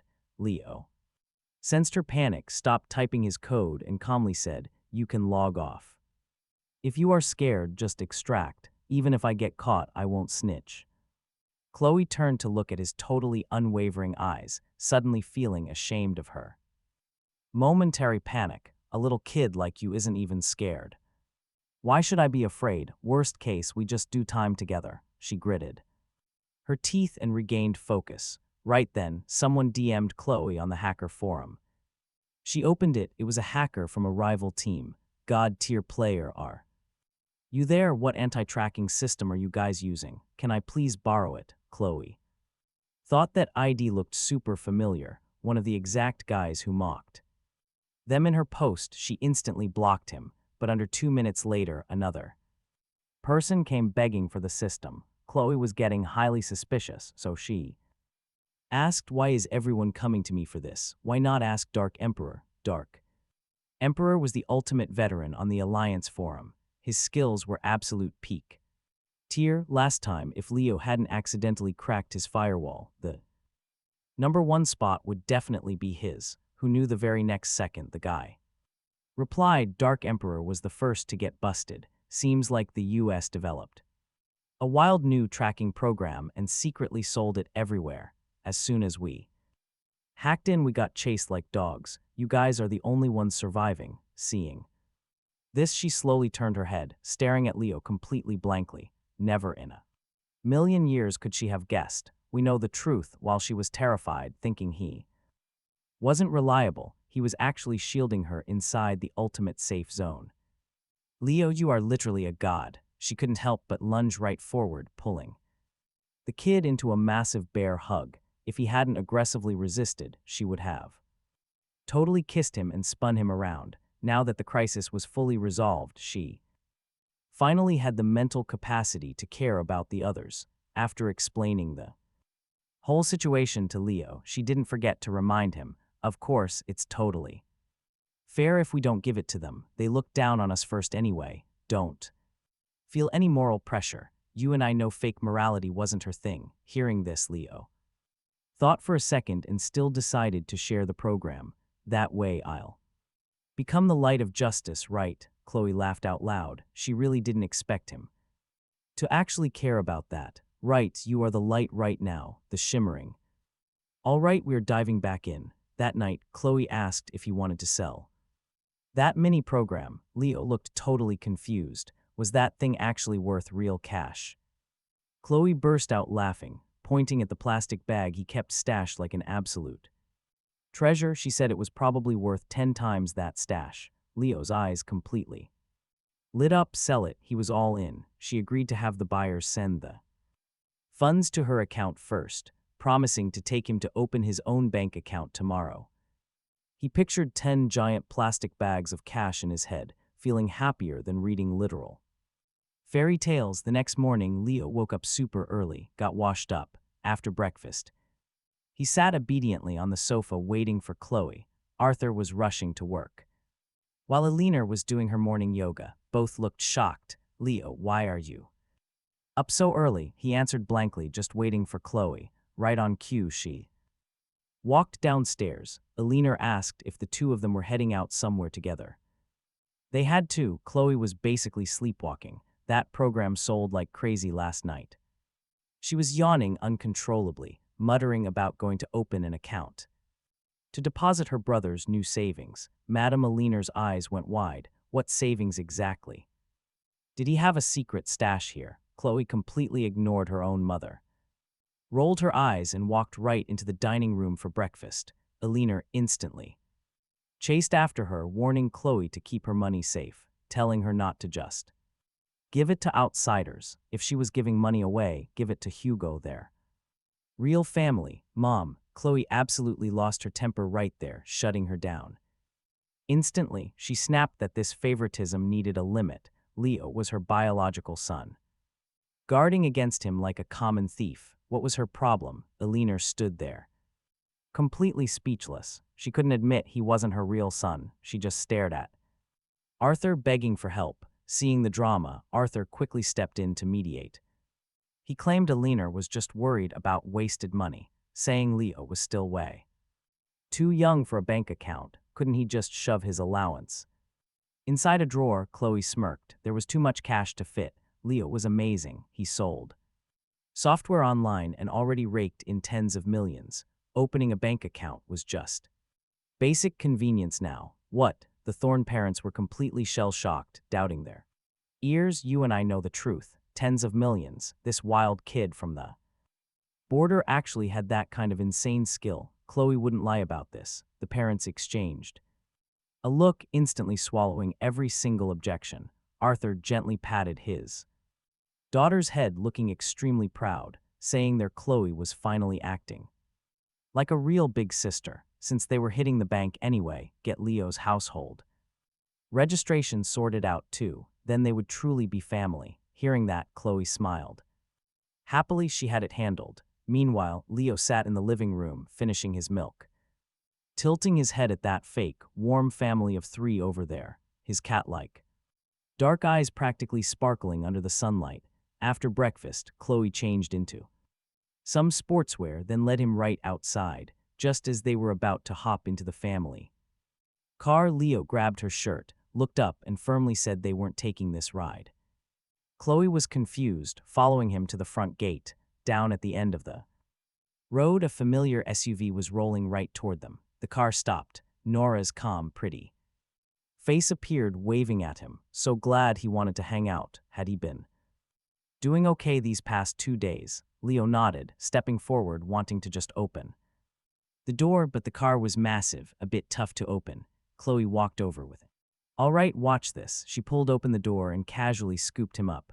Why did you invite her? We have business to do. Once inside the car, Chloe just wouldn't stop complaining. Meanwhile, our guy sat completely silent, waiting for them to leave the villa estate. Then he suddenly dropped a massive bomb. I'm not your brother. Bam! Nora slammed on the brakes immediately, whipping around to stare at Chloe like she had seen a ghost. Why did the kid just expose himself?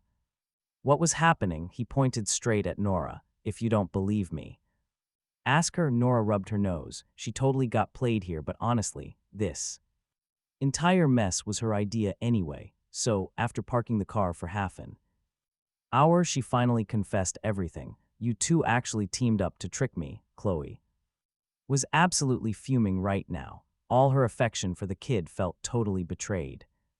Nora just felt helpless. She was honestly terrified the cops would link those dead kidnappers straight to him, so she let him use a fake ID. When the DNA report finishes, she planned to just adopt him into the Quinn family, but Chloe was still seeing red. What DNA report? My dad saw your dad pick it up. Did he seriously not tell you? That report arrived yesterday. If Chloe knew the real truth, she wouldn't be freaking out. Chloe's jaw hit the floor, looking completely dumbfounded. She never knew. They didn't tell her, and even worse, this very morning, her dad ordered her to finish his household registration.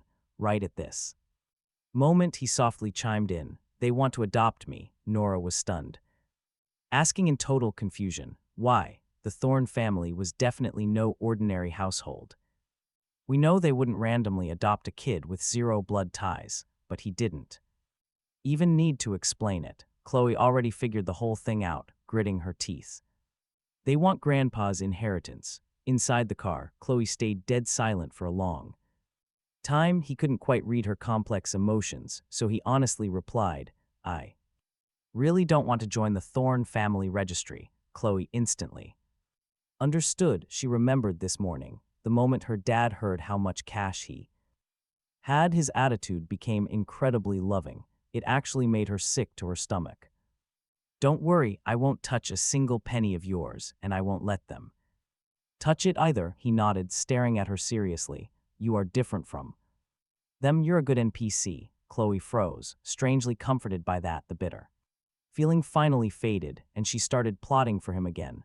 Up in the driver's seat, Nora overheard everything and kindly reminded them, "If that's the case, why don't you just create your own independent registry?" But the head of the household actually needs a property. Wait, what? Chloe had never dealt with this stuff before, but our MC understood immediately. Real estate. So, you basically have to buy a house. Chloe frowned. She never expected this level of complication. Nora just smiled. Checking the rearview mirror, she offered a solution. "I have an uncle in real estate. Trust me, I can take you to look at houses." His heart skipped a beat. With practically zero hesitation, he quickly agreed. Nora's uncle obviously wasn't just nobody. He was literally the biggest real estate tycoon in town. After the three of them entered the huge sales center, Nora called him. Unfortunately, he was out of town on business, but Uncle Sterling had already arranged for a VIP guide. Someone would show them around soon. Hearing this, our MC wasn't rushing. He casually walked over to the display case in the lobby's center, curiously checking out the model house. Looking at the models, our kid remembers his childhood, living in a burned shack. Burn marks everywhere. Rumor was someone died there. Every day, the old man who raised him scrubbed those walls, promising they would get perfectly clean eventually. He used to say, "Wait until it is clean. This place will be our home." The kid never fully understood. He figured a solid roof blocking the wind and rain was honestly good enough. Just the two of them surviving together in that shack. Did that not count as home? The old man had the kindest eyes, but simply shook his head and said, "You need a proper house to make a real home. A cozy, warm place where others will actually want to live and become your true family." But sadly, those dirty ash stains never did get cleaned up, and the sweet old man passed away. For years, our little guy lived in a rough hut right behind the village, basically acting like a stray cat guarding the roads. He never had a home. Now he stares at these miniature mansions. If he bought a fancy place like this, his grandpa would have absolutely loved it. Suddenly, a rude figure shoves right past our hero, she yells, whose feral kid is running around off a leash causing trouble here. The woman totally bumped into him, but instantly played the victim, grabbing her dress. "Do you have any idea how much this designer outfit costs? If you get it dirty, could you even afford to pay?" The sales staff rushes over in panic, apologizing quickly. "We are so sorry, miss. Our absolute mistake. Please calm down." "Calm down my foot. This filthy brat needs to apologize. If his useless parents cannot teach him manners, I will do it myself. Do not dare stop me, because I know your manager." We all know she is acting ridiculously entitled. The shocked staff do not dare to move. Satisfied with her power trip, she tilts her chin up and approaches our boy. "Look at your pathetic poor face. I bet your parents dragged you here just to stare at things you cannot buy. Too bad for you. Poor trash. You could work your entire life and never afford a simple toilet here." A toilet. The boy smells her extremely heavy perfume. It is faintly mixed with a familiar weird scent. He quietly takes a step back. He turns and asks the staff, "Are the toilets here very expensive?" The staff freezes, staring down at his seriously cute little face, and completely bursts out laughing. because his genuine, innocent question is just too adorable. The woman snaps, "What is with that look? I am disciplining him, this." Absolute Karen gets highly offended, steps forward, aggressively shoves the poor staff away and raises her hand to twist his ear, but our boy is highly sensitive to malicious intent. He instinctively tilts his head, dodging perfectly. Right behind her stands a heavy display case. She misses entirely and crashes straight into it. Her ridiculously dramatic scream makes everyone jump in shock. Her knee slams the hard counter. Blood starts dripping down fast. The bald, chubby guy with her completely panics, constantly calling to his baby. She wails, "Hubby, it is all this damn brat's fault. You have to get justice for me." The Karen cries, pointing her finger right at our MC. Baldy Bob looks absolutely furious. "Why have you not kicked him out yet? Call his parents here to apologize and pay up, or I will sue you into the ground." The staff almost kicks him out, but suddenly, two incredibly elegant girls walk right in through the front door, both wearing dark, serious expressions. A few quick steps and they are standing in front of the kid, shielding him completely. "Now we are talking." One girl snaps, wondering who is talking so big, kicking people out just like that. "You and I know Sterling Real Estate belongs to her family." Chloe, holding a coffee, one hand and a tiny cake in the other, casually tilted her chin at Baldy Bob. Baldy Bob completely flinched. "Miss Thorne," then he spotted Nora beside her and flinched. "Again, Miss Quinn is here too. What is your relationship with this kid?" Nora smiled gently. "He is my lifesaver." Chloe refused to be outdone. "He is my newly found biological brother." Baldy Bob stood there absolutely dumbfounded. By now, the guy was sweating absolute bullets. Nora calmly glanced at his face, then at the woman sitting on the chair, still keeping that gentle smile. "I thought you brought your wife to buy a house just to show off. Turns out she is not your wife." What a surprise. Hearing this, his face completely changed colors. He frantically stood up and bowed, apologizing. "I am sorry, Miss Quinn, Miss Thorne. I never knew this was the young master of the Thorne family. If I had known, I absolutely would never dare be disrespectful to him." Chloe coldly snorted. "Did he mess with you? What are you apologizing for? Tell the real instigator to step up." Baldy Bob absolutely did not dare refuse, spinning around and grabbing the woman's arm. "Hurry up and apologize to young Master Thorne right now. You dare offend him, you stupid blind woman." He was furious that this woman caused trouble, but unexpectedly, she was actually even more annoyed. "What are you doing? You are hurting me." The woman shook his hand off, seeing herself become the target of everyone's criticism. She immediately raised her hand and slapped Baldy Bob hard across the face. "Useless. You cannot even protect your own woman. What is the point of keeping you?" A loud slap echoed, leaving everyone absolutely stunned. Baldy Bob's face turned completely red from pure humiliation. Just as he was about to say something, the woman kicked him and sneered, "Get lost. I am dumping you right now. Get out of my sight." With that, she glared back at the three of them, her red-painted fingernail pointed arrogantly. "And you lot, do not even leave. I will show you what is what." Hearing this, Baldy Bob, Nora, and Chloe exchanged confused looks. In this city, the people who could actually cause real trouble for them and wielded real power could be counted on one hand. Now watch the woman pull out her phone, expertly dialing a number. A few minutes later, a frantic figure rushed straight into the lobby. The staff saw him and greeted in unison, "Hello, manager." The man was around 40, skinny, wearing a suit. He gave a half-hearted nod to everyone, then immediately switched to a total simping face next to the woman, asking with extreme care, "Ruru, who made you mad? Tell me, I will vent your anger for you. Do not get too mad. It seriously breaks my heart, that cheap simping."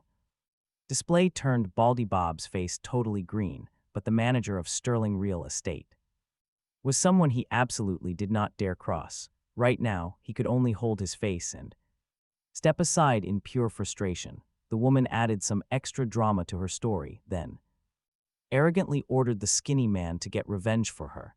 "Anyway, if I am not fully satisfied today, do not ever contact me again. Okay, leave it to me." The man coaxed her, then turned to look at the trio, frowning hard. This is a sales office and we sell luxury premium housing, not a place for you brats to hang around.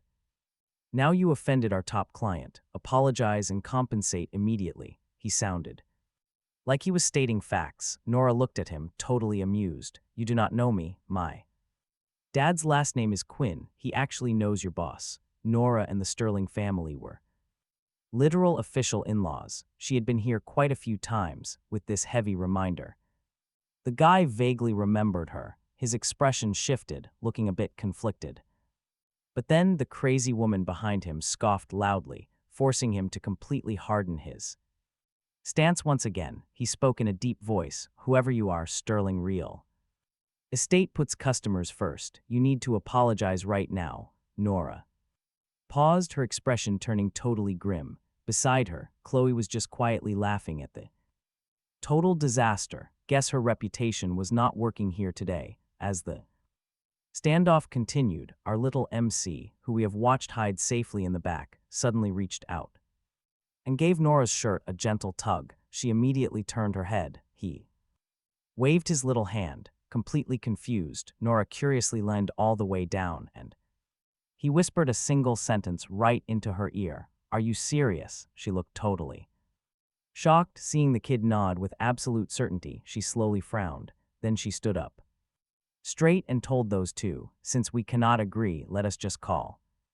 the cops. Let them decide. Call the cops. Everyone in the room was completely shocked, thinking that turning this tiny argument into a major case was totally blowing things out of proportion. But Nora stood her absolute ground. We are definitely not apologizing.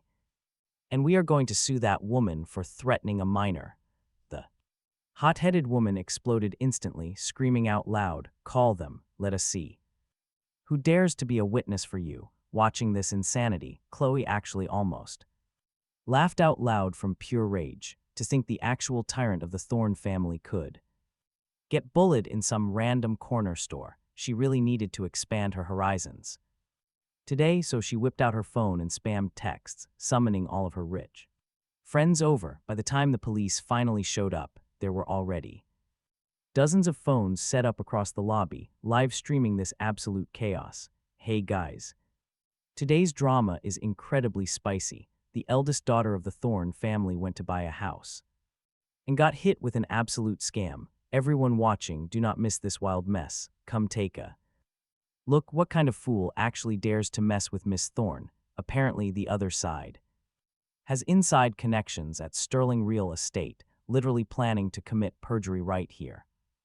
The second the officers walked in, Chloe instantly demanded to review all the security cameras. Captain Luke stared at the two sisters, completely speechless, honestly feeling like his life was totally cursed lately. He ran into them everywhere. Miss Thorne, you have to understand, our department is incredibly busy right now. For these tiny arguments, please just take it to the local committee. He rubbed the bridge of his nose. A massive stress pimple sat near his mouth from pulling multiple brutal all-nighters, recently trying to bust an underground drug ring, plus that whole crazy mall robbery incident. The biggest issue, that drug case still had absolute zero leads, making him a little grumpy today. Chloe definitely hated his dismissive attitude. She grabbed the back of our MC's collar and snapped, does this look like a bad kid who causes random trouble? Our boy dangled there with big, innocent dark eyes, looking like the most honest and naive kid. Luke stared at him, nodded, and muttered, he really does not, more than just looking innocent, but we both know any kid who soloed a mall robber has already surpassed 99% of adults, way beyond normal child levels. What does that mean? Are you colluding with these brats now? The angry woman screamed again, instantly pinning a dirty label right onto Captain Luke's head. Chloe turned and glared. She flashed a highly smug, disdainful smile right back, trying to use a live stream to control the narrative. You little brat, then do not blame me for adding some serious spice and talking absolute nonsense. Want to fight me? You are way too green. Chloe was seeing red, but Nora, who was normally super calculated, suddenly lunged forward and grabbed the angry woman's wrist dragging her straight outside. "What are you doing? Let go, psycho," the woman's leg was already busted. Getting dragged sent a massive jolt of pain, draining her face. She totally lost her mind, pure rage. She grabbed the handbag next to her and smashed it down hard on Nora. "Hey, hey, break it up." Seeing the chaos, Luke stepped right in to stop them, but before he even moved 2 steps, a tiny figure zoomed past, lunging straight at the furious woman. "Get off me, you crazy little freak." The kid bit her wrist hard. She screamed out in pure pain, desperately trying to shake the little one off. Dodging her strike, the kid casually pulled the handbag zipper. Zip. Everything spilled right onto the floor. Luke instinctively glanced down, and the next second his whole expression dropped. "Nobody move," he roared as the black barrel of his weapon cleared his holster. The entire struggling lobby completely froze. The rich kids live streaming simply dropped their jaws, muttering, "It is just some basic hair pulling.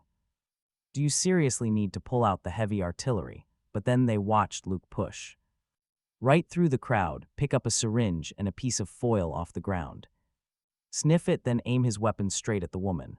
"Ma'am, I am officially arresting you right now on drug charges. You are coming down to the station."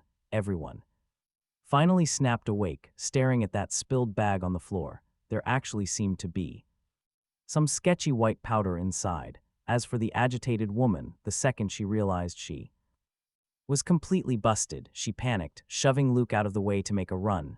Nora shouted without missing a beat, "Lock the doors, do not let her escape." The guards by the entrance finally snapped back to reality, right before the frantic woman dashed outside. Those glass doors locked tight. Seeing her only escape route entirely blocked, the woman slammed into the glass, screaming crazy threats at the outside guards. "Open the door or I will end every single one of you." The guards shook like leaves. Thank perfectly good timing, Luke caught up, instantly subduing the woman and pinning her down.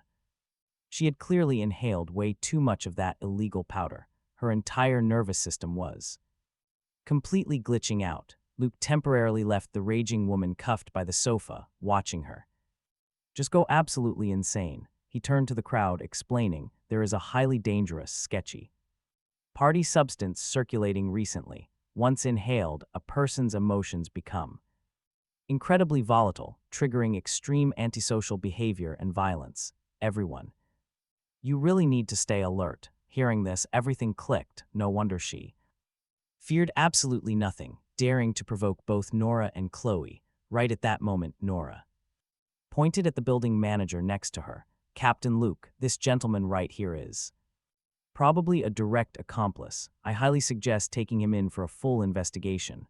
That manager was the exact guy helping that woman vent her rage, being called out. His eyes flashed with brief panic, before he desperately tried acting calm, replying, "Miss Quinn, this is just a personal grudge. You cannot falsely accuse me just because I refused to help you earlier." But before he could even finish, Luke walked right over, face incredibly dark. His voice dropped deep with a probing, dangerous tone. This new dangerous powder started circulating directly inside these high-end, premium residential areas. We always suspected an inside man was handing over client lists straight to the criminals, and a real estate manager. He could absolutely pull this exact scheme off, so please come with me. The manager instantly went completely mute. Realizing he couldn't fool anyone, the guy bolted, but you and I know Luke was totally ready, grabbed the guy, yanked up his sleeve, and bam, fresh needle marks. Right there in plain sight, the whole ugly truth exposed. From there, the situation totally escalated fast. That woman, the missing link they needed. Fast forward 30 minutes. Every single clue lined up, confirming the woman was actually the crime boss, the manager. Just her pawn reeling in wealthy clients. Together, they had spun an invisible network across the entire city. Sterling Real Estate was their next hunting ground. As the squad hauled the ringleader away in handcuffs, they tossed Luke a wink and a thumbs up. "Captain, you're a legend. Snagged the boss just like that," cracking a massive syndicate like it's an absolute walk in the park. Luke, completely speechless. Honestly, the guy was utterly confused. He couldn't figure out how showing up for a tiny, random noise complaint led to busting a massive criminal empire. Still baffled, Luke turned to look. Back at the lobby, past the detained staff and those wealthy kids still live streaming. He spotted Nora, Chloe, and that really weird, feral-looking kid, if his memory served. That woman's bag earlier had something strange inside. He was just about to walk over when Nora stepped right into his path, blocking him. Calling the cops was actually my idea. I've got a few extra details for you, Captain. She smiled, looking completely innocent. Totally harmless, right? Wait, that was you. Luke paused, scanning the teenager. Did you seriously call us over a tiny argument, or did you realize who he was? Did you know he was a criminal? Nora casually checked the hidden cameras around. Then calmly replied, I saw the fresh needle marks on his arm. That's it. Luke frowned hard. Her excuse had a glaring plot hole. Think about it, regular diabetic. Patients inject insulin all the time. Your average, everyday person wouldn't instantly jump to illegal substances, right? Oh, is that how it works? Nora acted surprised. Playing the naive teenager, she innocently shrugged. Maybe I just binged too many crime shows and got paranoid. But hey, accidentally helping the cops is a good deed. She brushed it off effortlessly, but Luke's mind was practically buzzing with red flags. So many unanswered questions. Stick with me here, because when he spun back around to look for that feral kid, gone, vanished completely. Meanwhile, at a small hidden table in the corner, the strange kid sat on a high stool, slowly eating cake with a tiny spoon.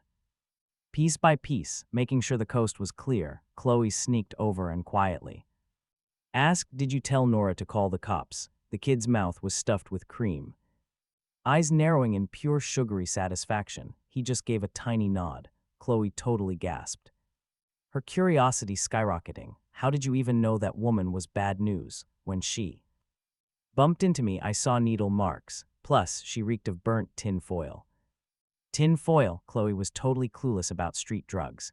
Then why didn't you tell me instead? She was genuinely annoyed. They weren't blood relatives, sure, but they still lived under the exact same roof. As far as loyalty went, she should definitely outrank Nora, right? But he chose to team up with Nora instead. This made Chloe feel pretty jealous. The feral kid chewed on this for a moment, finally finding the perfect explanation. Because you're great at drawing the enemy's aggro, like calling people over to live stream, making a massive scene.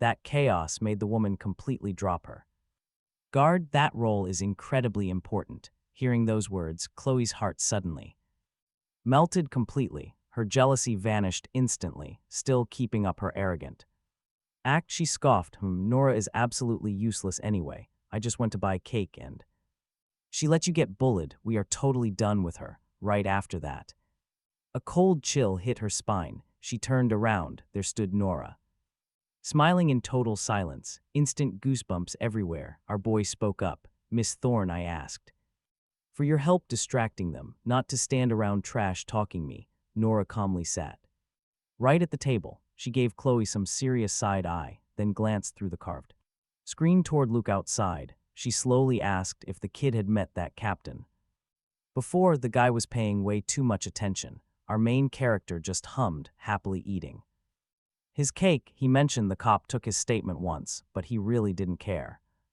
Just another friendly background character to him. Nothing to fear at all. Nora just looked at the kid helplessly, then firmly warned Chloe, listen, if she was not around, keep Leo hidden from these situations. Between you and me, the kid's background is actually special. Catching the eye of the wrong person would spark massive amounts of trouble. Forget about randoms. If that nosy captain locked onto little Leo, he would definitely dig into his shady past, maybe even drag him downtown for an actual interrogation. This is exactly why Nora claimed all the glory earlier. She didn't need to say more. He knew the drill. Chloe, refusing to be pushed aside heavily, frowned and fired back, but right as she turned, a bunch of cameras were suddenly shoved right into her face. The rich kids from earlier completely swarmed her, their eyes practically sparkling with pure awe. Boss Chloe, you are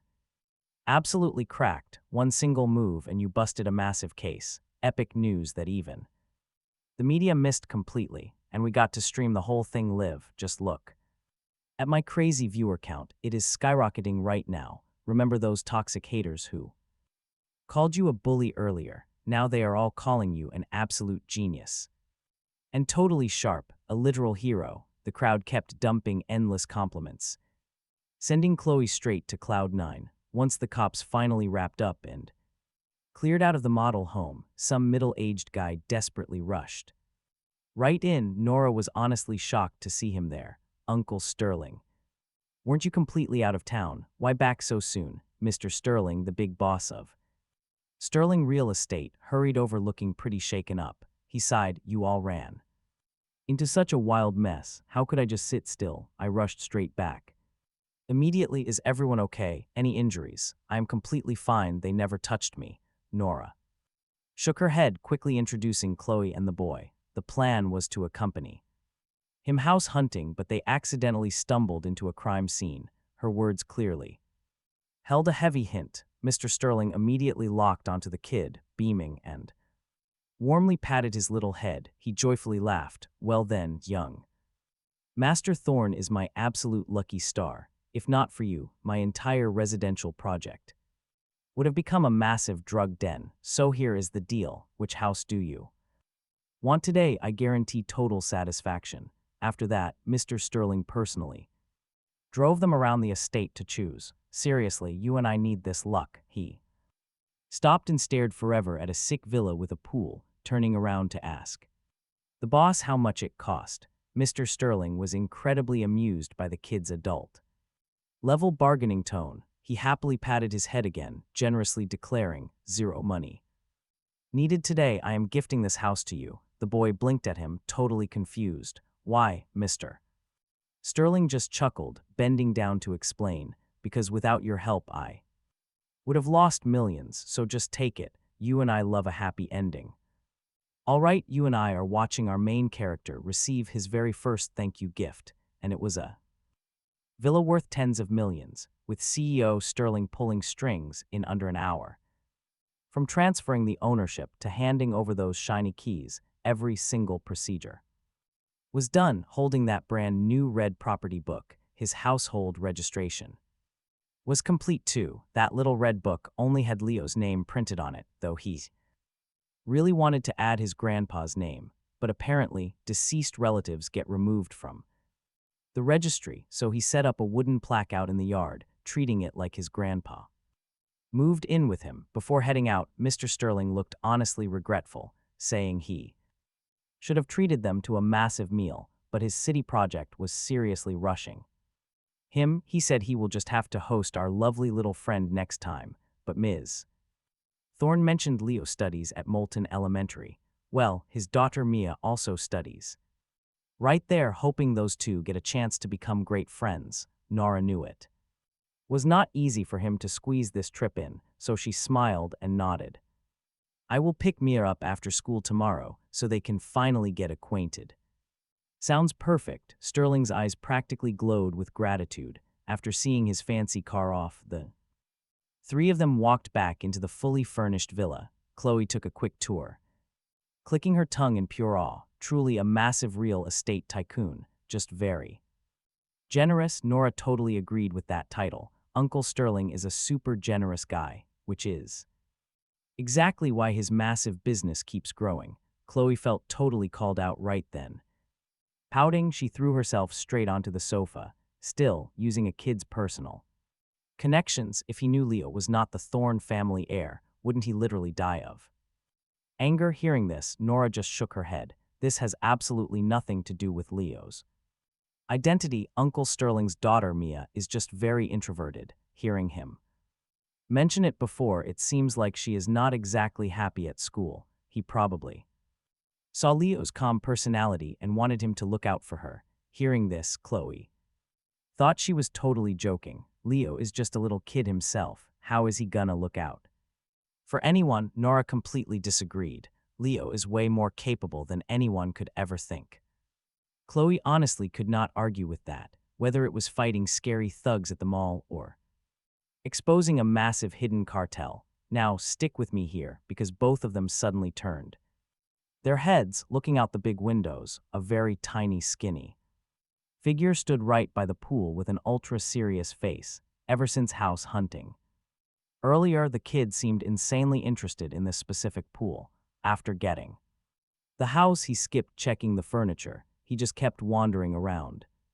The edge of the water, what exactly is he looking at? Chloe just could not contain her wild curiosity. Is there buried gold underwater? Nora shook her head. She was also not understanding his weird actions. Before the two could reach any logical conclusion, they saw the kid jump right in without a single hesitation. Splash, he hit the water, a huge splash erupted on the surface, immediately followed by the loud sound of bubbling water. A huge string of bubbles rapidly floated up. The two girls in the living room completely froze for 2 seconds, then screamed in absolute horror and jumped up. They pushed the window open to go fish him out. By the time they finally struggled to pull him up, he had swallowed a whole belly full of water. You do not know how to swim. Why jump in there? Are you entirely tired of living? Chloe quickly patted his back to prevent him from violently choking while he coughed up water. Half scared to death, this time Nora totally failed to understand him either. She kept a straight face, wanting to completely retract her previous praise of him being a calm kid. Little Leo coughed up most of the water, staring at the water's surface again. He looked completely ready to jump in one more time. Chloe finally figured it out. Do you want to learn how to swim? Leo nodded, his little face soaking wet. Then you should have said so. Nora and I can teach you. Did you actually think you'd learn just by jumping in and swallowing water? Why are you being so silly? Chloe poked his forehead, absolutely exasperated with him, but Leo just completely spaced out. In his mind, there was absolutely zero concept of being safely taught. Back in his old village, they only had a freezing shallow creek because he was small. The older bullies told him if he wanted to swim, he had to literally learn to drink water first, so they violently shoved his head right into the creek. That winter water had a thin layer of ice, freezing cold. In his totally dazed state, little Leo swallowed half the creek, but later he could actually hold his breath for a really long time, so he seriously thought that was how learning worked. But today, Chloe and Nora showed him he was completely wrong. The two big sisters saw his clothes were already soaked anyway, so they didn't waste the perfect opportunity. Standing on the shore, they taught him swimming postures first, then gently supported him in the water, showing him exactly how to hold his breath and paddle. Under the sparkling water surface, Leo finally learned the doggy paddle, struggling to keep his tiny head up while paddling the water. Seeing his genuinely joyful little face and those huge sparkling eyes, the two teen girls guarding him couldn't help but smile. He paddled over, his dark eyes filled with pure joy. For the very first time, he realized learning wasn't supposed to be painful. That evening, after the three of them ate at a nice restaurant, Chloe finally brought him home. But guys, watch this. The second they walked in, Hugo bounced up, eagerly demanding, "Sis, I heard you actually took Leo out to deposit his money. Does he have a lot of cash?" Chloe looked at his greedy face, knowing he already knew the truth and was clearly eyeing Leo's loot. She instantly felt extremely disgusted. Rolling her eyes, she fired back mockingly, "Whether the kid has money or not has absolutely nothing to do with you." Hugo hated being shut down. Instantly pouting, right on cue, a leaner stepped in to smooth things over. "Chloe, Hugo is just curious. Did the household registration go smoothly today? Why on earth did you take so long?" Chloe knew she was probing, felt a bit annoyed, and answered flatly, very smooth. "Hey, school is starting soon. Should we send him to Grandpa's place now?" Honestly, she really wanted to keep Leo close, but thinking about everyone in this toxic house staring at him like hungry wolves, she felt it was way safer for him to move out early. Normally, Alina would have definitely been overjoyed, throwing both hands up in agreement, but today she forced a fake smile and hesitated. "School is starting so soon. Going from our house is much more convenient. Besides, Hugo and little Leo can keep each other company."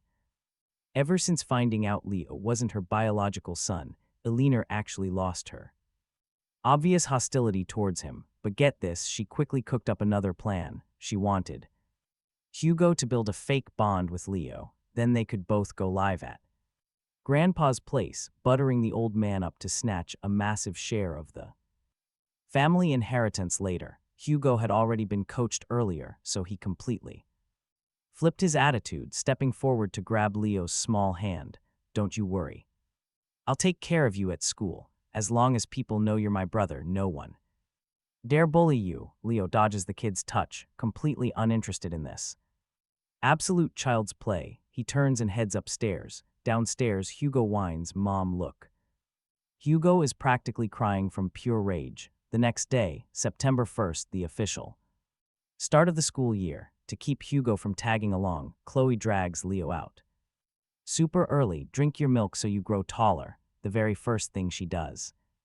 After hopping in the car, shove a bottle of milk at him. Yesterday's swimming definitely drained too much of his stamina. Leo finishes it, packing down 3 pieces of bread. He watches Chloe slouching, glued to her phone, then glances at the driver up front. He asks, "You don't know how to drive?" Nora does. His blunt comparison instantly triggers Chloe. She bounces up, totally outraged. "Hey, I am still a minor, okay?" Nora is a massive scammer. Looks totally harmless, but who knows what she's really hiding. Hang out with her less. Leo honestly hadn't even considered that, but remembering Nora's absolute pro driving skills, he figures he really shouldn't judge a book by its cover. Chloe adds, "But don't worry, during the upcoming survival training camp, I am definitely grabbing first place in the wilderness survival event just for you." Chloe feels like if she doesn't actually achieve something impressive, her little brother might get led astray by someone else.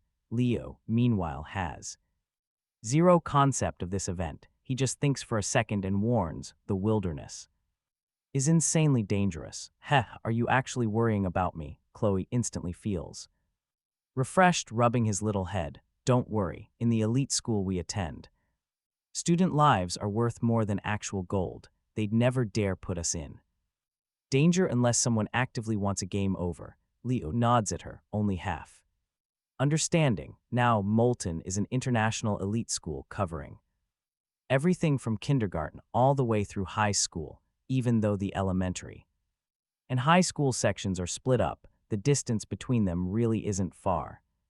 Chloe left home early today just to show Leo around and get him familiar with the environment first, but they definitely didn't expect to bump into Nora right after exiting the car. Nora is standing by a luxury ride, holding a little girl's hand and smiling brightly as she greets them. Seeing this, Chloe looks completely disgusted, pulling Leo ready to walk away. But wait, Nora takes a few steps toward them, bending down, her eyes curving kindly as she introduces, "Leo, this is Mia Sterling, uncle Sterling's daughter. She is actually in your class. I hope you two can get to know each other." "Mia, don't be scared. This right here is Leo Thorne, very good boy. Watch this closely." Leo stares at the timid little girl. Even though she's dressed like delicate little princess, she is clearly terrified of strangers. The moment Leo reaches his hand out, Mia flinches hard and hides behind Nora. "Hey, what's wrong with her?" Leo wasn't gonna hit her. Is there a need to be this terrified? Chloe naturally has zero patience with children. She feels like besides Leo, other kids are just loud and completely annoying, so her tone drops. "Mia, what is wrong?" Nora calls her twice, but the kid absolutely refuses to come out. She feels pretty helpless, too. Mia just transferred here last semester. She probably hasn't fully adapted to the environment at Moulton yet, so she is constantly resisting going to school. I thought having Leo as a friend might improve her mood. Well, she definitely didn't expect zero changes. "You gotta love Chloe. Don't use my brother as medicine. He's no babysitter." Chloe snaps without holding back at all. After that, she drags Leo straight ahead. Our guy Leo trailed behind. His sharp eyes scanned exactly where Mia had been staring, just in time to spot a young man in a crisp, scholarly suit. The guy caught Leo staring and immediately walked right up to introduce himself. Hey there, are you the new transfer student? I am Mr. Liam, homeroom teacher for class 4-1. Heard a new kid was arriving. Today, figured it just had to be you. Am I right? He smiled so warmly. After a quick chat, the two kids were handed straight over to Mr. Liam. Leo was guided inside. It was his first time actually seeing this legendary elite school. Stick with me, we'll observe every single detail along the way. Other students were totally staring at him, mostly because he lacked a uniform, plus he was dark and skinny, even with top quality clothes on. He looked totally out of place. Are you scared? A voice suddenly dropped from above, super warm and gentle. Leo shook his head. He really didn't get what he should be scared of. Really now, brand new transfer students usually struggle here because this is an elite academy. Most of these kids come from super rich families. Even the teachers constantly compete with each other here. In this vibe, you being dark and wearing plain old clothes, even having a slight accent, will make people hate you. Mr. Liam's voice sounded pleasant like a gentle breeze, but he was literally explaining to him the darkest, cruelest truth of this rich dreamland. But Leo thought the teacher had it wrong. If people hated him for that, that was their issue. They were the ones needing a lesson. But just as Leo was about to speak up, he noticed Mia wiping her tears. She kept her head down, crying so quietly, the tears just kept falling. Her small body was still trembling slightly. Catching Leo staring, Mr. Liam sighed, patted Mia on the head and said, "Last semester was rough for you. Glad you pulled through. Right, Mia?" The girl hiccuped, then gave a tiny nod. "Good girl." Mr. Liam smiled gently. His fingers slid down way too naturally, resting on Mia's neck. She had two braids today, leaving her pale neck exposed. This grown man's heavy hand rested right there. Leo stared silently at that hand for ages. He frowned, feeling pretty suspicious of this guy. At the classroom door, the bell hadn't rung. Mr. Liam told Mia to enter first, then told Leo, "Let's wait for class to start. Give everyone a big surprise, all right." But right then, someone inside suddenly yelled, "Leo Thorne!" Instantly, a massive crowd of kids rushed out the front doors, completely surrounding him. Whoa, is this Leo, that overpowered guy who crushed the robber? Yeah, he was totally cracked that day. These kids were all talking over each other, staring at Leo with pure excitement. He actually recognized a few familiar faces. They were those exact kids from the mall. So Leo looked up and asked, "I already know them. Do I still need to surprise everyone?" Mr. Liam smiled pretty stiffly now, but still said kindly, "I did not expect you to be so popular. If that is the case, head in with your friends." When Hugo dressed up super stylishly, timing his entrance perfectly to soak up his classmates' admiration and jealousy. But get this, everyone was crowded around a single desk, and the guy sitting right there was Leo. "Hugo, get over here. Leo is hilarious. He has never watched Ultraman. He hasn't even played with Barbie dolls. That's way too much." The class begs Hugo to join in. He just slumps back into his seat, looking absolutely miserable. His tone is dripping with sarcasm. He's from the country, of course he doesn't know a single thing. Now, usually his friends would completely agree. They usually hate country kids, thinking they are just tacky and gross. They might even bully them for fun. But today, as soon as Hugo drops that line, the entire group pushes right back. No way, even if our guy Leo hasn't played the game, he is practically Ultraman himself. He saves people, and honestly, they think skipping toys is totally fine. Toys cannot block actual bullets anyway, whether they are boys or girls. The whole class stands up to defend Leo. Hugo is furious. He slams his head on his desk all morning, completely refusing to get up. Finally, it is break time. He gets up to hit the bathroom, but passing by Mia's desk, he purposely knocks her pencil case straight to the floor, stomping on it hard to vent his frustration. Now you and I should pay attention here. Sitting back there, watching Mia bend down to gather her scattered pens, the other kids just keep on playing.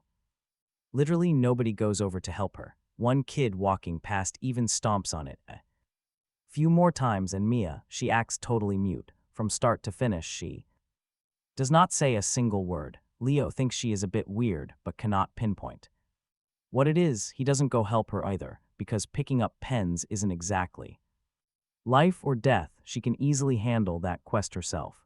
It is his first day. Getting his first taste of elementary classes, Leo studies super intensely and incredibly fast. At first, while the teacher explains chapter 1, he reads along pretty slowly. But once he gets used to the rhythm, for the rest of the session, he can finish reading the whole textbook in a single period. He even spots familiar letters, realizing it is English, the exact language from that friendly hacker exchange site he saw before. So to avoid messing up words next time, Leo carefully memorizes the entire alphabet, spending just one period memorizing every single vocabulary word. When the final morning bell rings, kids rush out of the classroom in loud groups. "Hey Leo, let's go hit the cafeteria." A friendly classmate runs up to invite him. Leo just nods, but as he follows them out, he glances back and notices Mia is still glued to her desk, completely frozen. He is just about to ask if she is gonna grab lunch when another boy grabs his arm and pulls him away. "Do not talk to Mia. She is a total weirdo. Nobody goes near her. She is definitely heading to the teacher's office soon." Leo looks at the kid, totally confused. What is so weird about this girl? Why call her that? Maybe because Leo's stare is just so intense and innocent. The boy actually hesitates. Right then, Hugo and his little squad strut over. Overhearing them, Hugo just scoffs. She is not a weirdo, but she is an annoying little snitch. After every single class, she begs Mr. Liam for extra help and talks trash about us. Leo frowns. His dark eyes lock onto Hugo, asking seriously, "Did you actually see that yourself?" "Of course not. It's just a dumb rumor." But that does not stop the whole class from isolating Mia. "Look, anyone who hangs with her is annoying. If you go to the office, you are out." Hugo snaps, storming off in a huff. The other boys try introducing Leo to Ultraman, trying to drag him along, but after yanking his arm a few times, they realize he's standing there like a statue. And then Leo simply asks, "Where is the teacher's office?" Lunchtime hits. The whole school building quickly falls silent. The hallways are nearly empty, just a few students slowly shuffling toward the stairs. The teacher's office sits dead center in the corridor. When Leo spots the nameplate, he notices dead silence inside. Doesn't sound like a single soul is in there. Glancing up at the window, the curtains are pulled tight, but he knows Mia walked this way. Leo's gut tells him do not knock. Instead, he sneaks over to the next door. He drags a chair out, climbs right up, and positions himself under the window, peeking through a tiny gap in those drawn curtains. Inside the dimly lit space, shadows shift. He recognizes it instantly. That tall figure, definitely Mr. Liam. The neat suit jacket from this morning, gone, just his white shirt. It is covered in chalk dust, and right now he is slowly unbuttoning it. Leo assumes he is just changing out of dirty clothes, but then he looks over at Mia, standing frozen by the desk. "You and I both know something is wrong here, and it is not just Mia in that office. Several other young girls with braided hair are standing there too." Leo thinks fast, hops off the chair, marches right over and knocks hard. The sound echoes like a gunshot in the dead, quiet hallway. A split second later, that office door swings wide open. Mr. Liam peers out. Seeing Leo, he looks startled, but he quickly forces his trademark, creepy smile.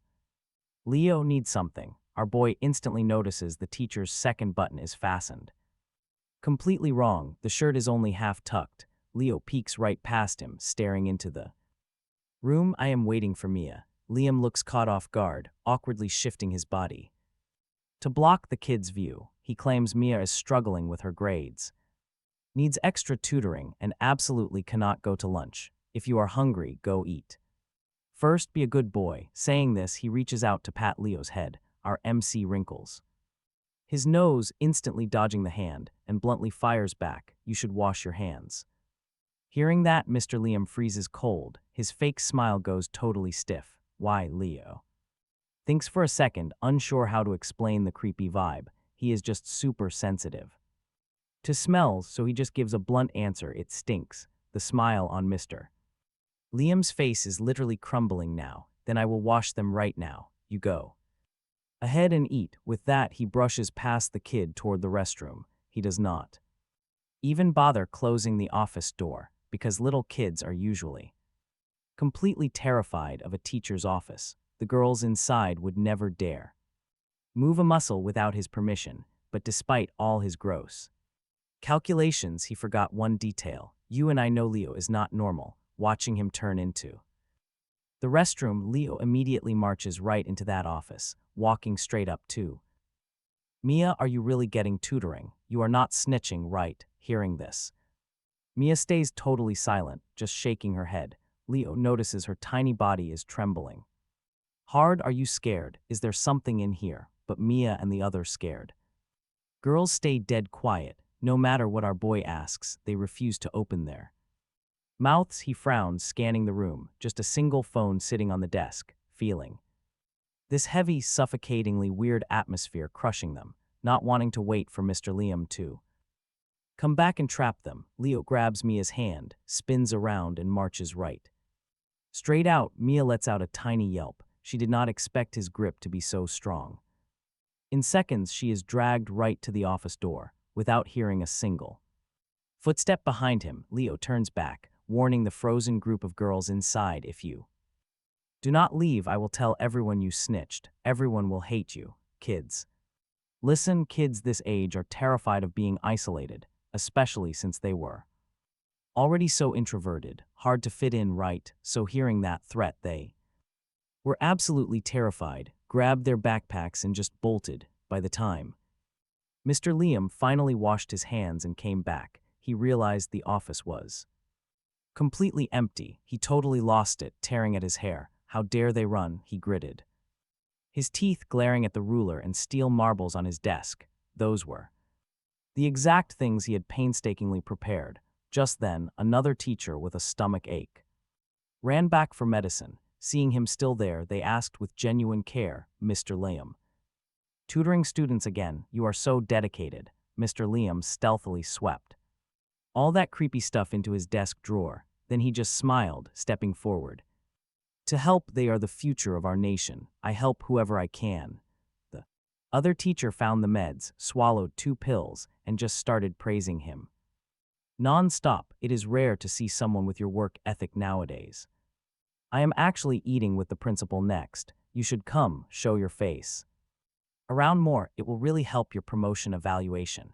Hearing this amazing news, Mr. Liam happily agreed, but right as he turned around to clean up his desk, the other teacher quickly grabbed his arm. Hurry, hurry, we really cannot make the principal wait. Meanwhile, on the other side, our guy led Mia downstairs. She shook his hand off. No, we cannot run away. The teacher will be furious. She kept her head down, tears falling non-stop, looking absolutely terrified. He did not really get it, but seeing her cry like this, lunch was clearly canceled. So our MC just called Nora. Stick with me here. Half an hour later, she rushed over. She saw the 2 kids waiting under a massive tree by the school. He was sitting on the bench, while Mia slept with her head right on his lap. What happened? She walked over. First, she sat down next to Mia, then looked at him. He just pointed at her eyes and said, she cried so hard she exhausted herself and fell asleep.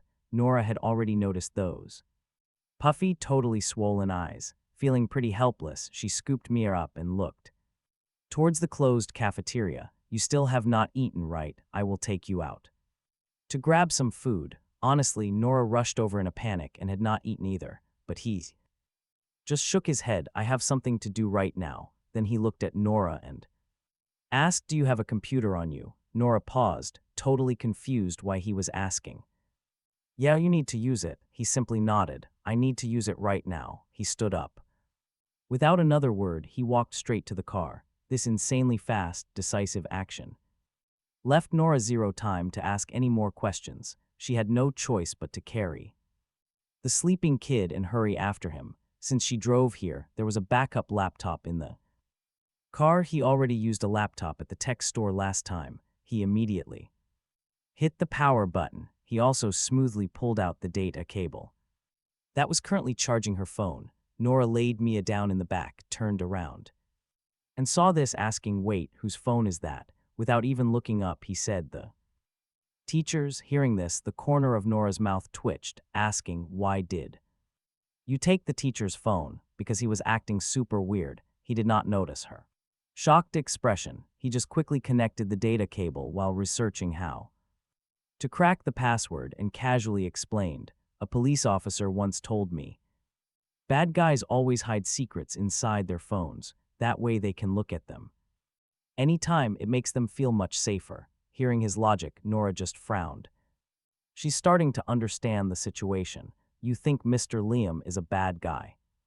"I don't know." Our little MC shakes his head. His hands don't stop moving for a single second. "Bad guy or not, we'll know once we find the evidence ourselves.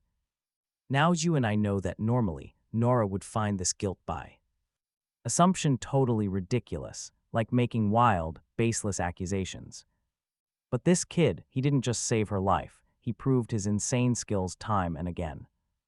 Nora now has absolute blind faith in him, just like Chloe, so she completely stops arguing about the phone. Instead, she asks gently, "Can you actually unlock it? If not, Chloe can help." But before she can even finish, she spots the laptop screen packed with dense code. Her jaw absolutely drops in shock. If only she knew. This kid caused total chaos in the Hacker Alliance just 2 days ago and gifted the US that massive wealth meme. Yeah, her eyeballs would probably pop right out. 3 seconds later, ding, the phone magically unlocks itself. The dark screen lights up. Nora leans in close, and her eyes catch a tiny thumbnail image bottom left. Her gaze turns deadly sharp. She instantly covers his eyes. The next stuff isn't appropriate for you. Hand the phone to me, okay? And her voice, it drops cold as ice. He rarely sees her this furious. He hesitates for 2 seconds, then nods, placing the phone in her hand. For over 10 minutes, Nora sits in the driver's seat, just scrolling, not saying a single word, and after finishing, she steps out of the car alone. When she finally returns, her hand is scraped and bleeding. Our MC has seen people hurt themselves in moments of pure rage before. He hesitates for a second, then mutters, "Just go beat up Mr. Liam." Hearing that, Nora freezes. She actually laughs, casually grabbing a tissue to wipe her bleeding hand and reaches out to rub his head. That dark, freezing gaze slowly fades, returning to her usual warmth. "Thank you," she tells him solemnly, looking incredibly serious and sincere. He figures little Mia probably ran into something terrible. Looking at the sleeping girl, he whispers, "So she's skipping class this afternoon?" "Not going," Nora replies, her face showing obvious heartache. "I'm taking her straight to the hospital." "Okay," our little MC nods, not asking any more questions. Before leaving, Nora still looks super worried. "Hey, why don't you skip school today too? Give me 2 days to sort this, then you can go back." He looks at her, remembers something important, and shakes his head, completely declining. "We have PE this afternoon with a huge test, and honestly, even with Mia gone, if Mr. Liam is actually evil, the other classmates will be in serious danger." Nora freezes, staring at this little kid standing right next to her car. He's barely door height, but she's totally moved by the fierce determination on his face. That deep, heavy gloom in her chest gradually sweeps away. Finally, she gives a soft sigh. "All right, just be extremely careful. I'll arrange things quickly and come straight back. If danger pops up, do not try anything reckless, okay?" He nods, feeling her genuine care. "Now stick with me here." Lunch passes quickly. The students all head back to their classrooms. Little Mia's sudden absence doesn't grab anyone's attention at all. Only our MC keeps staring at her empty desk until PE, when everyone heads outside for activities. The opening semester fitness test, a 400-meter run, for kids this exact age. That is pure hell mode. After running, most students are panting heavily. Some couldn't even catch their breath, needing support to walk over to rest. But you and I know he felt nothing, didn't even sweat, like he just finished a warm-up. "All right, the rest of the time is free activity. find a place to rest. The gym teacher saw everyone had zero energy left, having no choice but to blow his whistle and dismiss the class. A few kids ran over, inviting our guy to play in the shade. Let's play trading cards. We brought a lot, you can play with us. Just then, loud gasps of sheer amazement came from another shaded area. Turned out Hugo was opening rare card packs. Oh my god, these are all super rare cards. Hugo, you're so lucky. Amidst the heavy flattery, Hugo lifted his little chin, looking at our MC provocatively. If you guys play with him, I won't let you see my cards. Choose yourselves. The elementary school kids obsessed with trading cards instantly felt a massive threat. After hesitating for a few seconds, those fake friends abandoned him, running as fast as the wind over to Hugo. Seeing this, our kid actually felt totally relieved because, compared to paper cards, he was way more interested in basketball. He walked over to the basketball hoop, grabbing a ball from the cart. He finally realized basketballs have a weird, rough, yet somehow soft texture. The gym teacher resting nearby saw this and smiled. What's up? Want to learn how to play basketball? If you want to learn, I'll teach you how to shoot. Playing basketball can honestly help you grow taller. That second half of the sentence made his eyes completely light up. He stared at the nearly 2-meter tall teacher, sincerely asking, if I learn it, can I be as tall as you? The gym teacher was taken aback for a second, then burst out laughing. Feeling this little kid was honestly so interesting.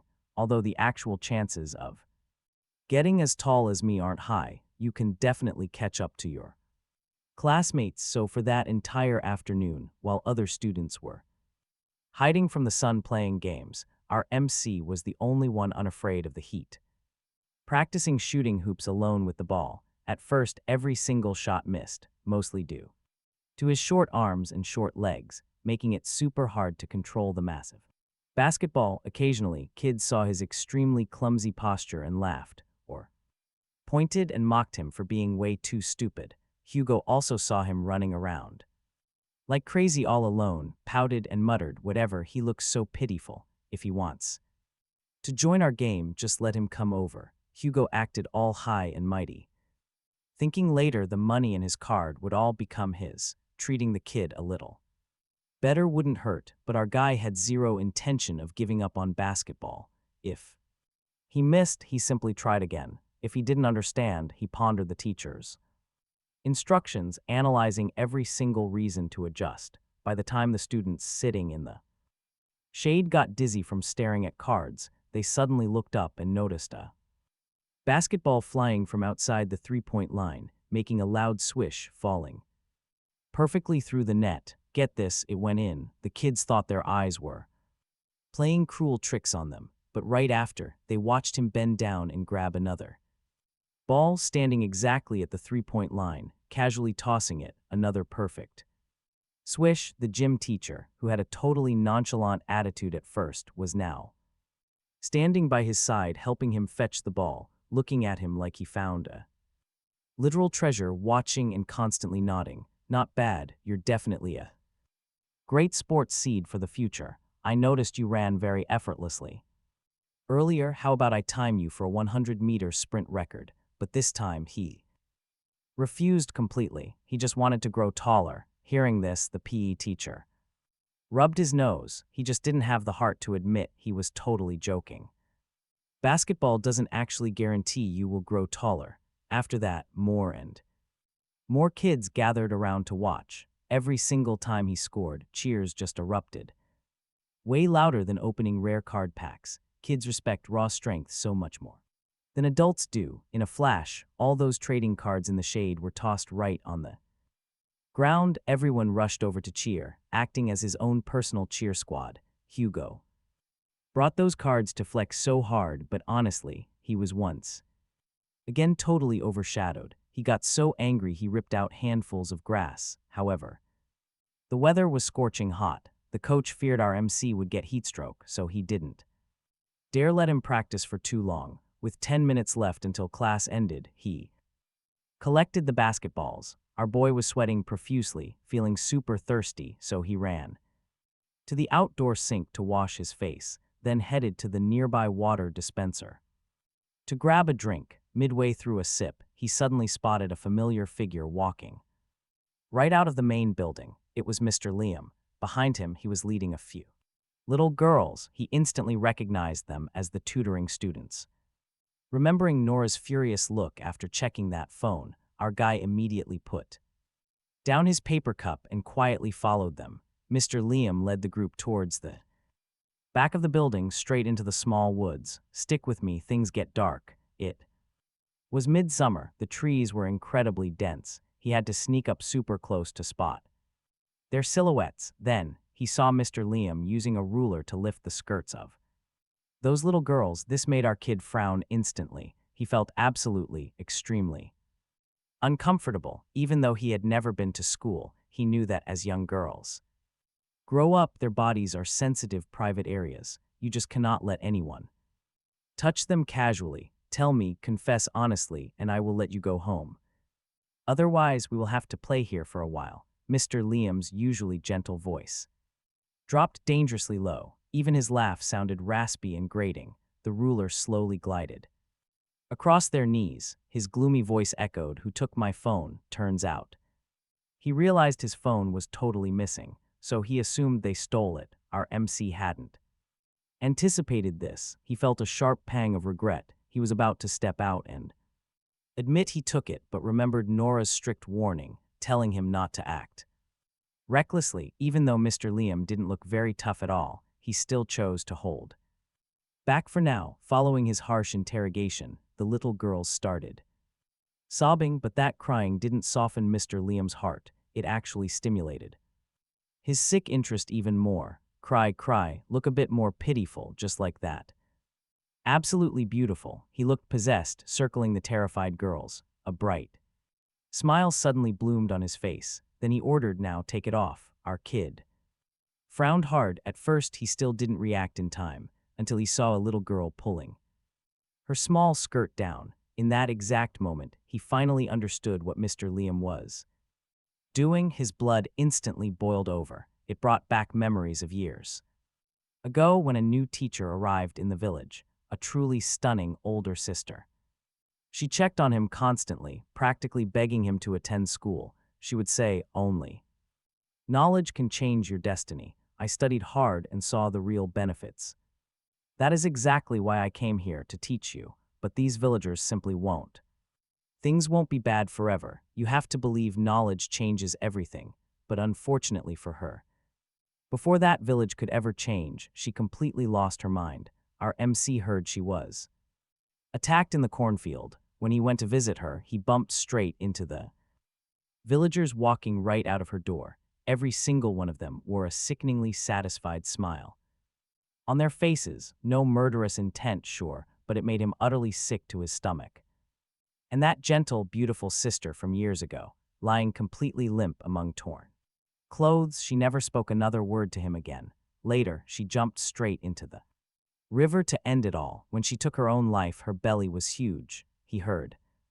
There was a child inside, but she refused to bring it into this world, so she chose to end her own story. Ultimately, she died right on the land where she sacrificed her future to change their destinies, and all he could ever remember were those violently sickening, satisfied smiles on those villagers' faces. He truly thought leaving that cursed place meant he would never see those smiles again. But stick with me, he absolutely didn't expect a school as gorgeous as a fairy tale castle. It had a deeply filthy side too. The very moment he dashed out, his mind went completely blank. His vision flashed with so many broken images, followed instantly by screaming, heavy crying, and rushed footsteps. Teachers and students nearby were instantly drawn by the cries. When they ran into the woods, they found Mr. Liam. Blood was pooling from the back of his neck, and our guy standing there holding a rock, totally emotionless. Only his dark eyes stayed locked on the guy on the ground, looking fully ready to deliver another brutal blow at any second. Someone yelled, "Call an ambulance. Hurry, Mr. Lee, quickly. Handle the students on your end. Everyone get back to class. No crowding." Around here, Mr. Lee was the gym teacher for class 4-1. hearing the panic he finally snapped back to reality, trying to push the students away. But right then, Hugo in the crowd just screamed, "Leo killed him, right? He is a literal murderer." That one sentence sent a massive shockwave, even for these tough kids. Facing a real-life murder naturally sparked pure terror. Hugo's description, combined with his blood-stained hands, basically confirmed the worst. The entire crowd erupted into fresh screams. Students scattered in blind panic. The kids of 4-1 looked at him like they were staring at a literal demon. Mr. Lei, the teacher who just taught him basketball and saw huge athletic potential in him, refused to let a wild rumor just ruin his student. He stepped up, shouting to calm the chaos. "Everyone stay totally calm. This incident hasn't been investigated properly yet. There might actually be a misunderstanding here. Do not jump to conclusions." "I am not jumping to conclusions." Hugo stepped out furious, screaming his own loud condemnation. "Mr. Liam is the best, most gentle teacher ever. Leo just got here today and already beat him half to death. What grudge could they possibly have? Honestly, I think Leo clearly has extreme violent tendencies, just like when he saved people at the mall, that was all.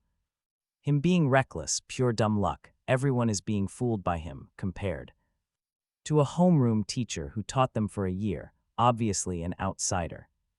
Like our MC couldn't win their trust at all. Plus, a 9-year-old kid acting so insanely ruthless. Even the adults felt a cold chill. You and I would too. So the head of discipline rushed over, immediately ordering everyone to stay back from the crime scene. He gathered the teachers to surround our guy in the middle, staring at him with heavy expressions full of pure vigilance. Not long after, the wailing sound of an ambulance sirens echoed outside the school. Everyone turned, but the first ones on the scene, uniformed cops, right in the courtyard. The discipline head was completely thrown off.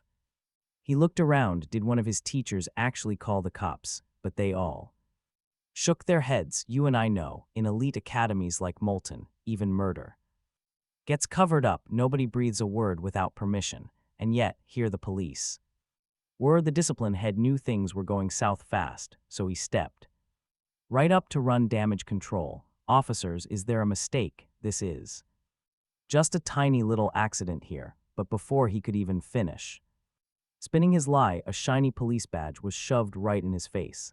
"I am Captain Luke, Criminal Investigation Squad 1. We got a direct report from a Molten parent. Someone said a teacher here is doing some highly disturbing stuff to minors. We need the school's full cooperation for the investigation immediately." What? The poor guy's brain basically blue screened.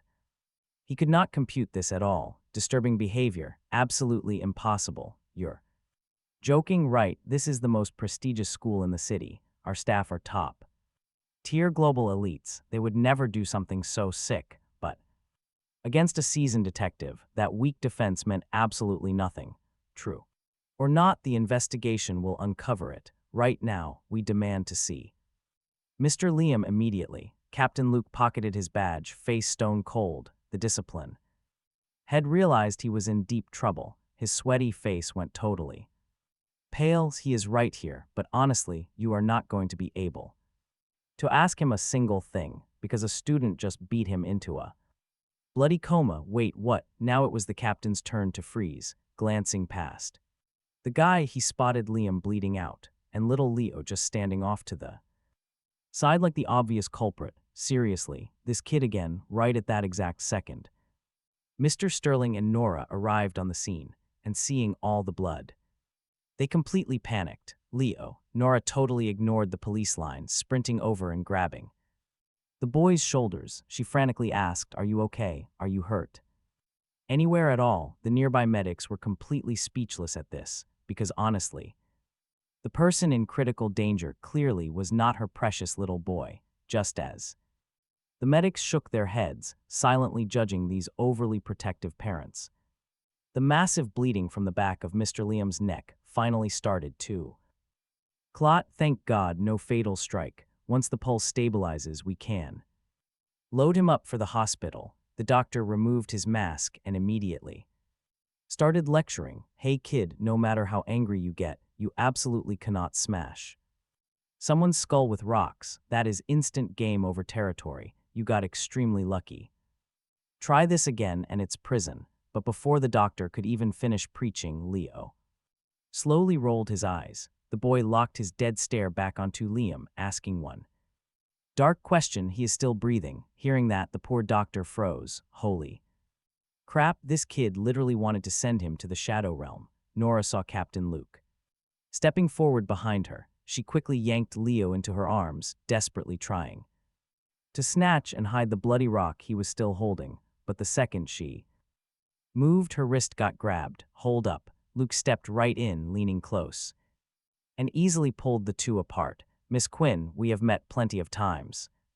Consider us old friends, but right now, I need to talk to this kid alone."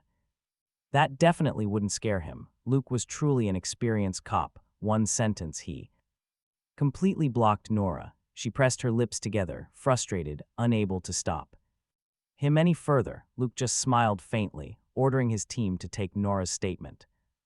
Only then did Luke turn toward our guy, eyeing that sharply edged rock in his hand. "I know your head is clear right now," Luke said. "So the guy on the ground, did you hit him?" Now, the kid's mind was actually pretty clear, but his physical reactions seriously delayed. Hearing the question, he just stared down at his own hands, answering a whole beat late. "Probably." Luke was completely stunned, absolutely not expecting a vague answer. He pushed further. "Why probably? Don't you remember?" He tried hard to recall, then nodded. "Yeah, I was too furious, totally lost control. Now, it's true that crimes of passion often result in hazy memories, but that only made Detective Luke way more curious.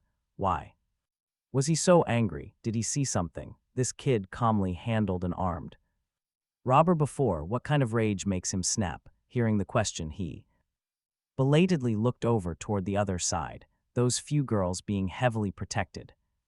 Their parents had already rushed over, hugging their kids so tightly to comfort them. He stared at Luke, pointed at Mr. Liam, then straight at that group of girls. His voice came out slow, practically a whisper, because he forced them to take off their skirts. The little woods instantly fell dead silent. Everyone's eyes went wide at that sentence, like seeing a ghost. A chilling breeze swept past. Suddenly, the parents of those girls started screaming. "What absolute nonsense are you saying? My daughter just went to Mr. Liam for tutoring. It's a totally normal teacher-student relationship. Why are you making up things out of thin air?" "Exactly. You clearly saw it wrong yourself. You hurt someone and now you're trying to shift the blame to us." The synchronized denial from the parents instantly backed our boy into a corner. Hugo immediately jumped in from the side. "Mr. Liam could absolutely never do something like that. It's just bad students clinging to him for tutoring," meaning the poor teacher can't even rest properly. He tutors without even taking a dime. He's a genuinely good teacher. Most students in class 4-1 blindly nodded in agreement. Only a few scattered kids huddled in a corner, silent, not saying a word, because this incident was so severe and involved minor privacy. The cops quickly threw up a cordon around the woods, only keeping the kids from Class 4-1 to take statements. The second Hugo finished his rant, Nora strode forward, getting right in those parents' faces. Looking absolutely furious, she snapped, "You've all seen the photos. If you didn't believe it, why'd you rush here in such a panic? If your reputation means more than your own child's safety, then fine, let this absolute animal stay at the school to be your daughter's teacher." Her words were brutally harsh, hard to swallow, but every single sentence hit a dead bullseye, turning the parents' faces pale. They got the news half an hour ago. After confirming the photos on Mr. Liam's phone, they bolted here, completely furious and ready for blood. But when Nora bluntly pointed out that their daughters were violated by a teacher and would face vicious rumors and gossip forever, reality set in. "We were transferring schools." One parent, her face completely drained of blood, bit her lip and finally muttered, "Since things have accept this, even if it is completely fake, our kid will not study at Moulton anymore." Saying that, the furious parent glared at Mr. Liam with burning eyes. You and I know why, rather than expose the truth that their daughter was a victim. And face all those nasty village rumors, they just wanted to sweep it away. Pretend nothing happened. Nora's face hardened completely, not a single word spoken. Everyone has their own stance and choices. She could not force anyone, but if they failed to convict Mr. Liam today,